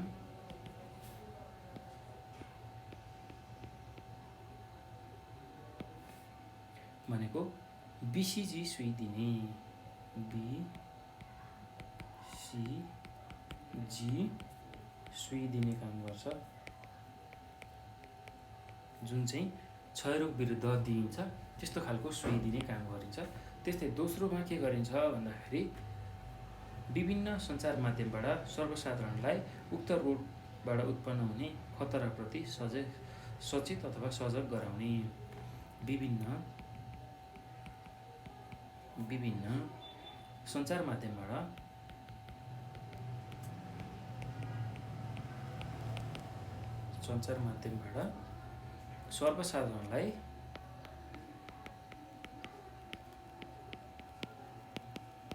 सर्वसाधारणलाई उक्त रोगबाट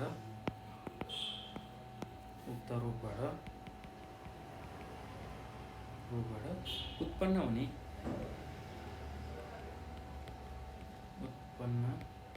हुने खतराप्रति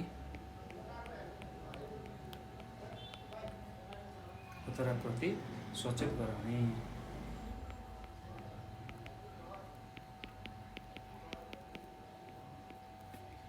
त्यस्तै अर्को बुदामा के लेख्न सक्नुहुन्छ भने क्षयरोग नियन्त्रण र जनचेतना जगाउने काममा तालिम दिने। क्षयरोग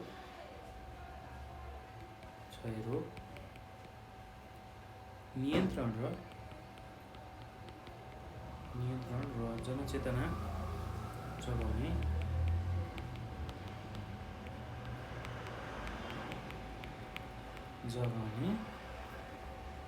काममा तालिम दिने।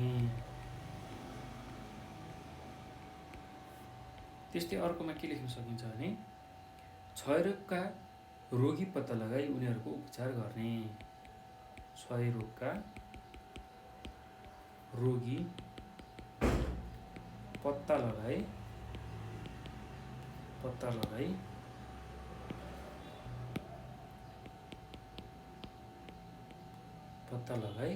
उनीहरूको उपचार गर्ने।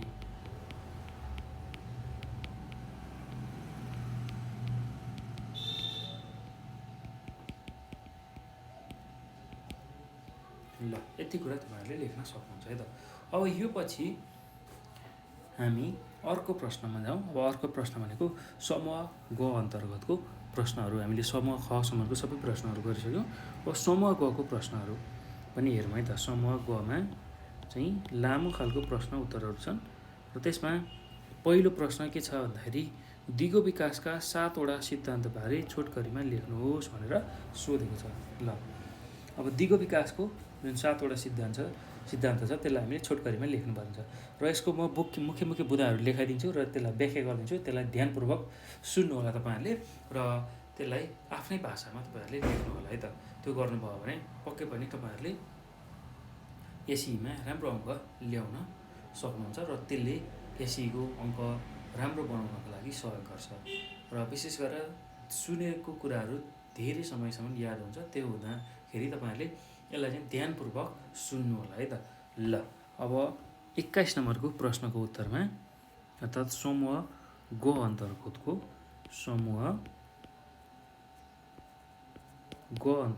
उत्तरहरूमा के लेख्न सक्नुहुन्छ भन्दाखेरि 21 नम्बरको प्रश्नको उत्तरमा दिगो विकासका 7वटा सिद्धान्तहरू। दिगो विकासका 7वटा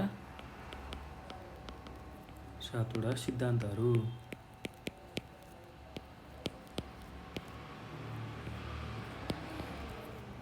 ल पहिलो सिद्धान्त के छ भन्दाखेरि समाजको दिगो विकास।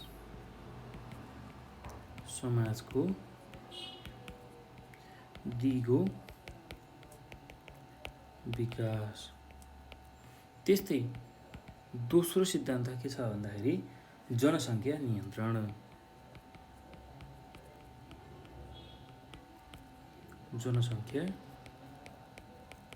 नियन्त्रण।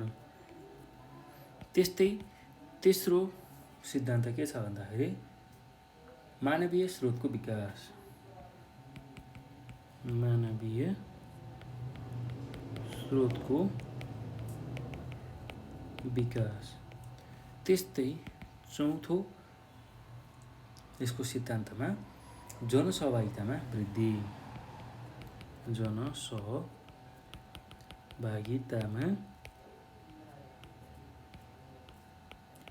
वृद्धि।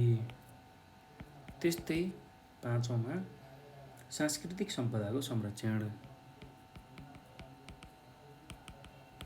सांस्कृतिक सम्पदाको संरक्षण। त्यस्तै अर्को बुँदामा के लेख्न सक्नुहुन्छ भने छैठौँमा पारिस्थितिक पद्धतिको संरक्षण। पारिस्थितिक पद्धति अथवा पद्धतिको संरक्षण। त्यस्तै अर्को के लेख्न सक्नुहुन्छ भने सातौँ बुँदामा जैविक विविधताको संरक्षण। जैविक विविधताको संरक्षण। ल यो सातवटा चाहिँ तपाईँहरूले बुँदाहरू लेख्न सक्नुहुन्छ है दिगो विकासको सिद्धान्तहरूमा। र अब यसको व्याख्या गर्दै जान्छु म, त्यसलाई ध्यानपूर्वक सुन्नु होला है। पहिलोमा के छ भन्दाखेरि समाजको दिगो विकास। ल यसमा के कुराहरू लेख्न सकिन्छ भने दिगो विकासको लागि सामाजिक विकासका पक्षहरूलाई विकास गर्दै लग्नुपर्छ। शिक्षा, स्वास्थ्य, रोजगारी, सुरक्षा आदिका सुविधाहरू प्रदान गरी समाजको दिगो विकास गर्न सकिन्छ। समाजका विभिन्न समुदायलाई वातावरण संरक्षण कार्यमा लगाई अरू जीवहरूलाई आदर गर्ने बानी तथा भावनाको विकास गराउनुपर्छ भनेर हामीले चाहिँ समाजको दिगो विकासमा लेख्न सक्छौँ है त। अब अर्को छ जनसङ्ख्या नियन्त्रण। त्यसमा के कुराहरू चाहिँ समावेश गर्न सकिन्छ, के कुराहरू लेख्न सकिन्छ भने जनसङ्ख्या नियन्त्रण दिगो विकासको अर्को प्रमुख सिद्धान्त हो।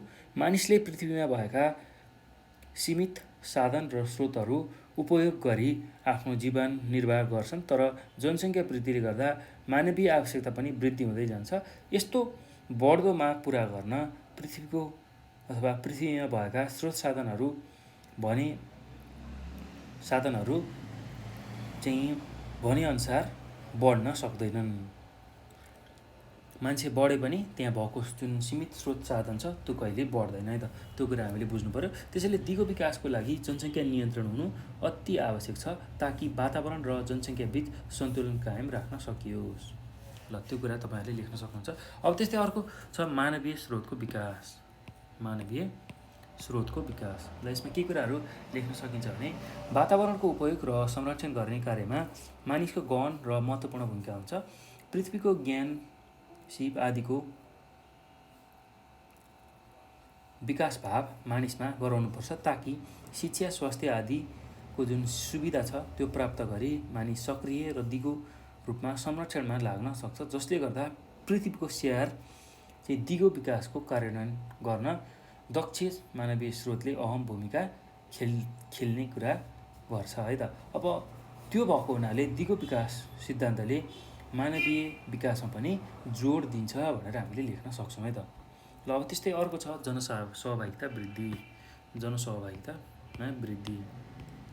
ल त्यसमा के कुराहरू लेख्न सकिन्छ भने दिगो विकास कुनै एक व्यक्तिले गरेर हुने कार्य होइन। दिगो विकासको अवधारणालाई व्यवहारमा उतार्न हरेक कार्यक्रममा जनसहभागिता वृद्धि गर्दै जानुपर्छ भनेर हामीले लेख्न सक्छौँ है त। अब त्यस्तै गरेर अर्को छ सांस्कृतिक सम्पदाको संरक्षण।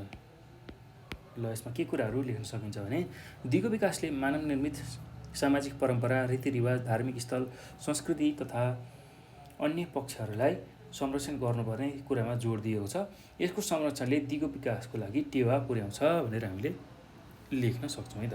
अब त्यस्तै अर्को छ पारिस्थितिक पद्धतिको संरक्षण।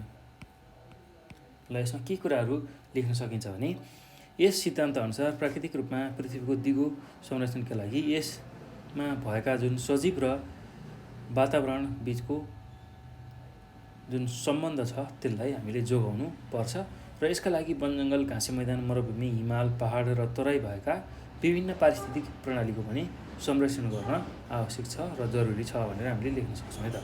अब त्यस्तै अर्को छ जैविक विविधताको संरक्षण। ल अब यसमा के कुराहरू लेख्न सकिन्छ भने पृथ्वी धेरै प्रकारका जीवजन्तुले एका आपसमा पारिस्थितिक प्रणालीको सिर्जना गरी चाहिँ चलिरहेको छ र एक आपसमा पारिस्थितिक प्रणाली सिर्जना गर्नको लागि पृथ्वीमा रहेका जीवहरूले एक आपसमा सहयोग पुर्याउँदै आएका छन्। त्यसैले गर्दा पृथ्वी रमणीय पनि छ। यहाँ विभिन्न पशुपन्छीहरू र जीवजन्तुहरू रहेको हुनाले पृथ्वी रमणीय पनि छ भनेर हामीले लेख्न सक्छौँ। त्यस्तै जैविक विविधताको संरक्षण चाहिँ दिगो विकासको एक प्रमुख सिद्धान्त हो भनेर हामीले लेख्न सक्छौँ है त। ल अब यो पछि हामी अर्को प्रश्नमा जाउँ। अर्को प्रश्न के छ भन्दाखेरि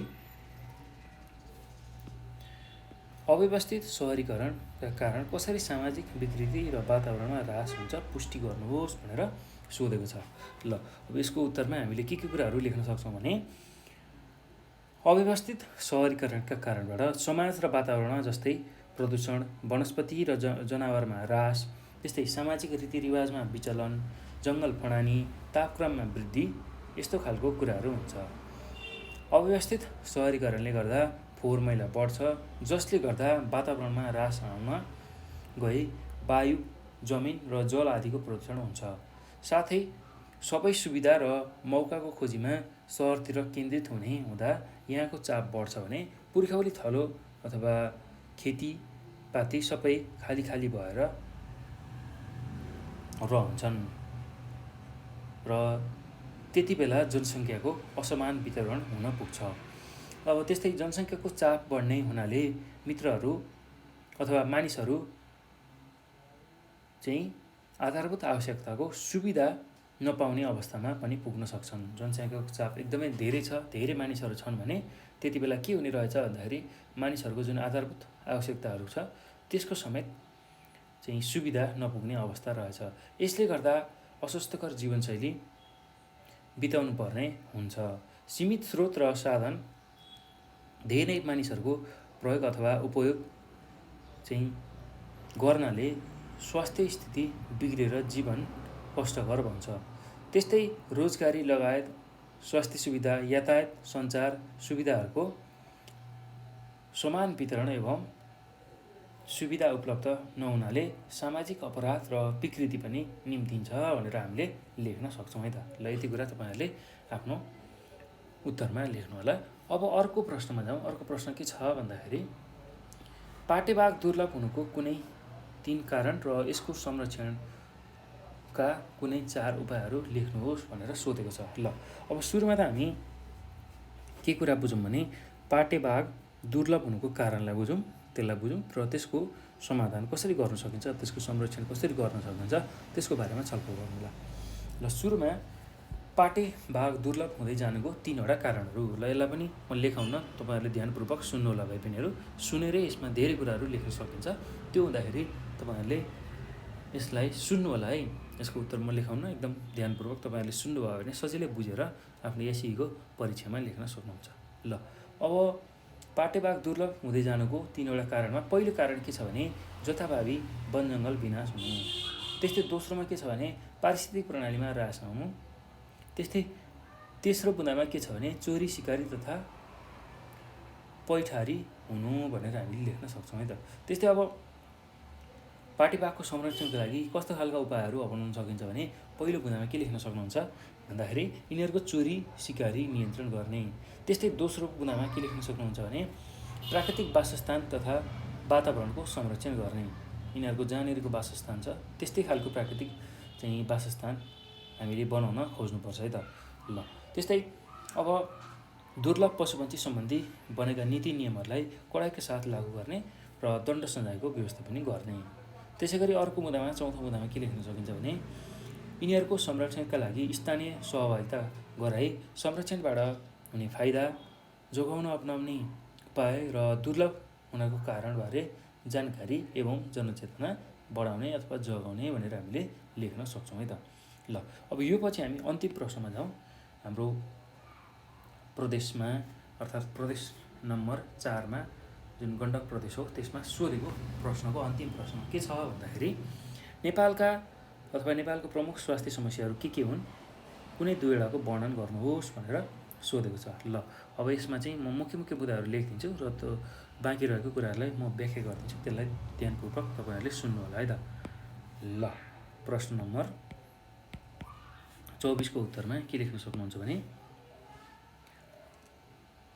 हाम्रो देश नेपाल कम विकास भएको देश हो। यहाँ स्वास्थ्य समस्याहरू धेरैभन्दा धेरै छन्। नेपालका प्रमुख स्वास्थ्य समस्याहरूलाई चाहिँ तल यसरी देखाउन सकिन्छ। नेपालका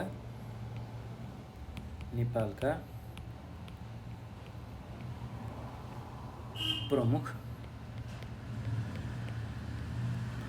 स्वास्थ्य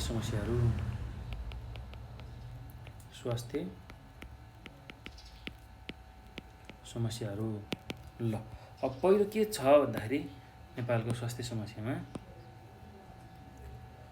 स्वास्थ्य शिक्षाको कमी, स्वास्थ्य शिक्षाको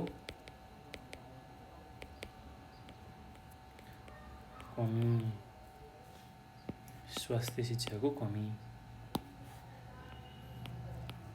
त्यस्तै दोस्रो बुँदामा के लेख्न सक्नुहुन्छ भने उच्च मातृ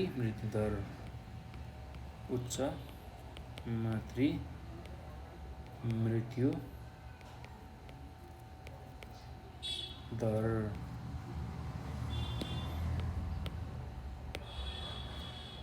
ल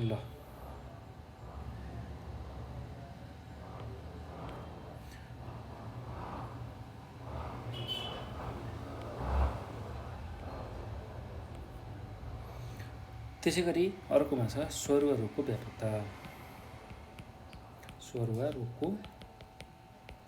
व्यापकता। त्यस्तै अर्को बुँदामा के लेख्न सक्नुहुन्छ भने उच्च शिशु मृत्यु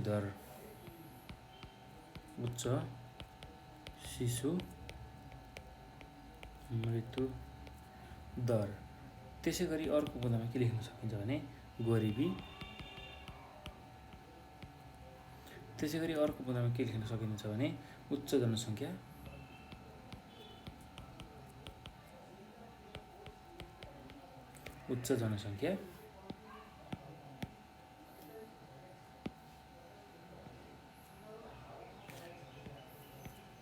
त्यस्तै अर्को के हुनसक्छ भन्दाखेरि कुपोषण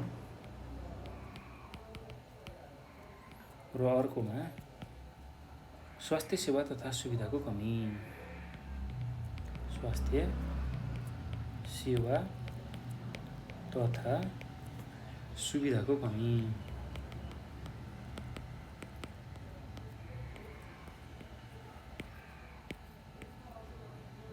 ल यति कुरा तपाईँहरूले यसमा लेख्न सक्नुहुन्छ है त।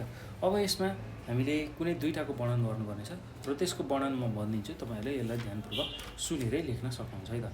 ल यसको वर्णनमा हामीले के कुराहरू लिन्छौँ अथवा कुन बुँदालाई लिन्छौँ भन्दाखेरि स्वास्थ्य शिक्षाको कमी र उच्च मातृ मृत्यु दरलाई लिएर व्याख्या गर्छौँ। तपाईँहरूले अरू जुनसुकैलाई लिएर पनि व्याख्या गर्न सक्नुहुन्छ है, यही कुरा गर्नुपर्छ भन्ने छैन। ल स्वास्थ्य शिक्षाको कमी। ल यो कसरी चाहिँ नेपालको प्रमुख स्वास्थ्य समस्याको रूपमा पर्छ त्यसलाई बुझौँ है त। ल यसमा के लेख्न सकिन्छ भने स्वास्थ्य शिक्षाको कमी नै नेपालको प्रमुख स्वास्थ्य समस्या हो। स्वास्थ्य शिक्षाको प्रचार प्रसार राम्ररी र प्रभावकारी हुन नसकेर अशिक्षित जनसमुदायमा अन्धविश्वास र कुरीति बढ्ने हुनाले स्वास्थ्यमा विभिन्न खालका जटिल समस्याहरू चाहिँ उत्पन्न भइरहेको छ। त्यस्तै अधिकांश नेपालीहरू स्वास्थ्यको महत्त्व र यसको ख्याल राख्ने तरिकाबारे सचेत छैनन्। उनीहरूको खाद्य परिकार, सांस्कृतिक चालचलन, कामको पद्धति, आचरण आदि स्वास्थ्य मैत्री छैनन्। धेरै मानिस अन्धविश्वासी छन् र आफ्नो स्वास्थ्य नाश गरिरहेका छन्। अशिक्षित भएको कारणले बिरामी पर्दा उनीहरू अस्पताल तथा स्वास्थ्य केन्द्रमा नगई परम्परागत झारफुक र धामी कहाँ जाने गर्छन्।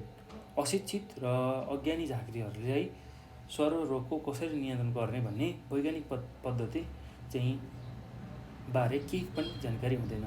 पानी मात्र खुवाएर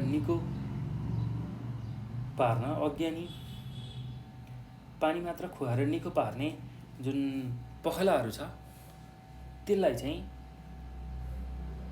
हामीले उचित समयमा ध्यान पुर्याउन नसक्दा अथवा अज्ञानता अथवा अशिक्षाको कारणले चाहिँ त्यस्तो खालको जुन पानी मात्रै खाएर ठिक बनाउन सकिने जुन पखाला छ त्यस्तो खालको रोगबाट हामीले मान्छेहरूलाई बचाउन सक्छौँ र मृत्युको मुखबाट पनि हामीले बचाउन सक्छौँ भनेर लेख्न सकिन्छ है त। अब अर्कोमा छ उच्च मातृ मृत्युदर। ल यसको बारेमा के लेख्न सक्नुहुन्छ भने नेपालको प्रमुख स्वास्थ्य समस्याहरूमध्ये उच्च शिशु मृत्युदर पनि एक हो अथवा मातृ मृत्युदर पनि एक हो। बच्चा जन्मेर हुर्कन नपाउँदै मर्ने र आमा बुवा आफ्ना सन्तान जीवित हुन्छन् या हुँदैन भन्ने कुरामा सुनिश्चित हुन सकेको छैनन्। फलत आमा बुवाहरू बढी सन्तान जन्माउनेतिर उन्मुख हुन्छन्। यस अवस्थामा एकातिर जनसङ्ख्या वृद्धि हुँदै जान्छ भने अर्कोतिर आमा र शिशु दुवैको स्वास्थ्य हेरचाह चाहिँ राम्रो हुन पाउँदैन र यसबाट उच्च शिशु मृत्युदर बढ्न जान्छ। सँगसँगै अब विभिन्न यावत समस्याहरूको कारण चाहिँ आमाकै पनि मृत्यु हुने हुन्छ। विभिन्न सरसफाइको कमी, हेलचाक्राइको कमी, पौष्टिक तत्त्वको कमी, यस्ता खालका यावत कुराहरूले गर्दाखेरि चाहिँ बच्चा मात्र नभई आमाको पनि मृत्यु हुने गरेको पाउँछौँ है त। उच्च मातृ मृत्युदर चाहिँ हामी पाउन सक्छौँ। ल त्यही कुरा तपाईँहरूले आफ्नो शैलीमा मिलाएर लेख्न सक्नुहुन्छ है त। ल यो सँगसँगै भाइ बहिनीहरू अब हामीले एसईको 2075 सालमा प्रदेश नम्बर 4मा सोधेको प्रश्न र त्यसको उत्तरहरू सबै हेरिसक्यौँ र यो भिडियो हेरिसक्दा तपाईँहरूले केही कुरा बुझ्नु भएन भने अथवा तपाईँहरूलाई कुनै कुराको जिज्ञासा लाग्यो भने तपाईँहरूले 9849595895 यो नम्बरमा कल गरेर हामीलाई आफ्नो जिज्ञासा समस्याहरू राख्न सक्नुहुन्छ। त्यसै गरी यही नम्बरमा भाइबर, वाट्सएपमा पनि हामीलाई कल गरेर अथवा मेसेज गरेर आफ्नो जिज्ञासाहरू मेटाउन सक्नुहुन्छ र साथसाथै आफ्नो साथीभाइहरूलाई पनि यो भिडियोको बारेमा जानकारी दिन सक्नुहुन्छ। यसै दिने जो भाइ बहिनीहरू हुनुहुन्छ उहाँहरूको लागि पनि यो भिडियो एकदमै महत्त्वपूर्ण भएको हुनाले चाहिँ तपाईँहरूले आफूले यो भिडियो हेरिसकेपछि आफ्नो साथीलाई यसको बारेमा जानकारी दिनुहोला, सेयर गर्नुहोला र साथसाथै नेपाल अनलाइन स्कुलको युट्युब च्यानललाई पनि सब्सक्राइब गर्न नभुल्नुहोला र सब्सक्राइब गरिसकेपछि नजिकै रहेको बेल आइकन पनि दबाउनुहोला। त्यो गर्नुभयो भने तपाईँहरूले चाहिँ नेपाल अनलाइन स्कुलबाट हालिने जुन भिडियोहरू छ त्यो कुनै पनि मिस नगरिकन, त्यसलाई कुनै पनि नछुटाइकन, त्यो भिडियोहरूलाई नछुटाइकन तपाईँहरूले सजिलै हेर्न सक्नुहुन्छ है त। ल यति कुरा मैले यसमा गरेँ र हामी योभन्दा पछाडि अब प्रदेश नम्बर 5मा सोधेको प्रश्न र त्यसको उत्तरहरू लिएर आउँछौँ र त्यो भिडियोलाई पनि तपाईँहरूले हेर्नुहोला र त्यसबाट आफ्नो एसईको तयारी गर्नुहोला है त। ल भाइ बहिनीहरू अब यो भिडियो चाहिँ हेर्नुभएकोमा यहाँहरूलाई धेरै धेरै धन्यवाद।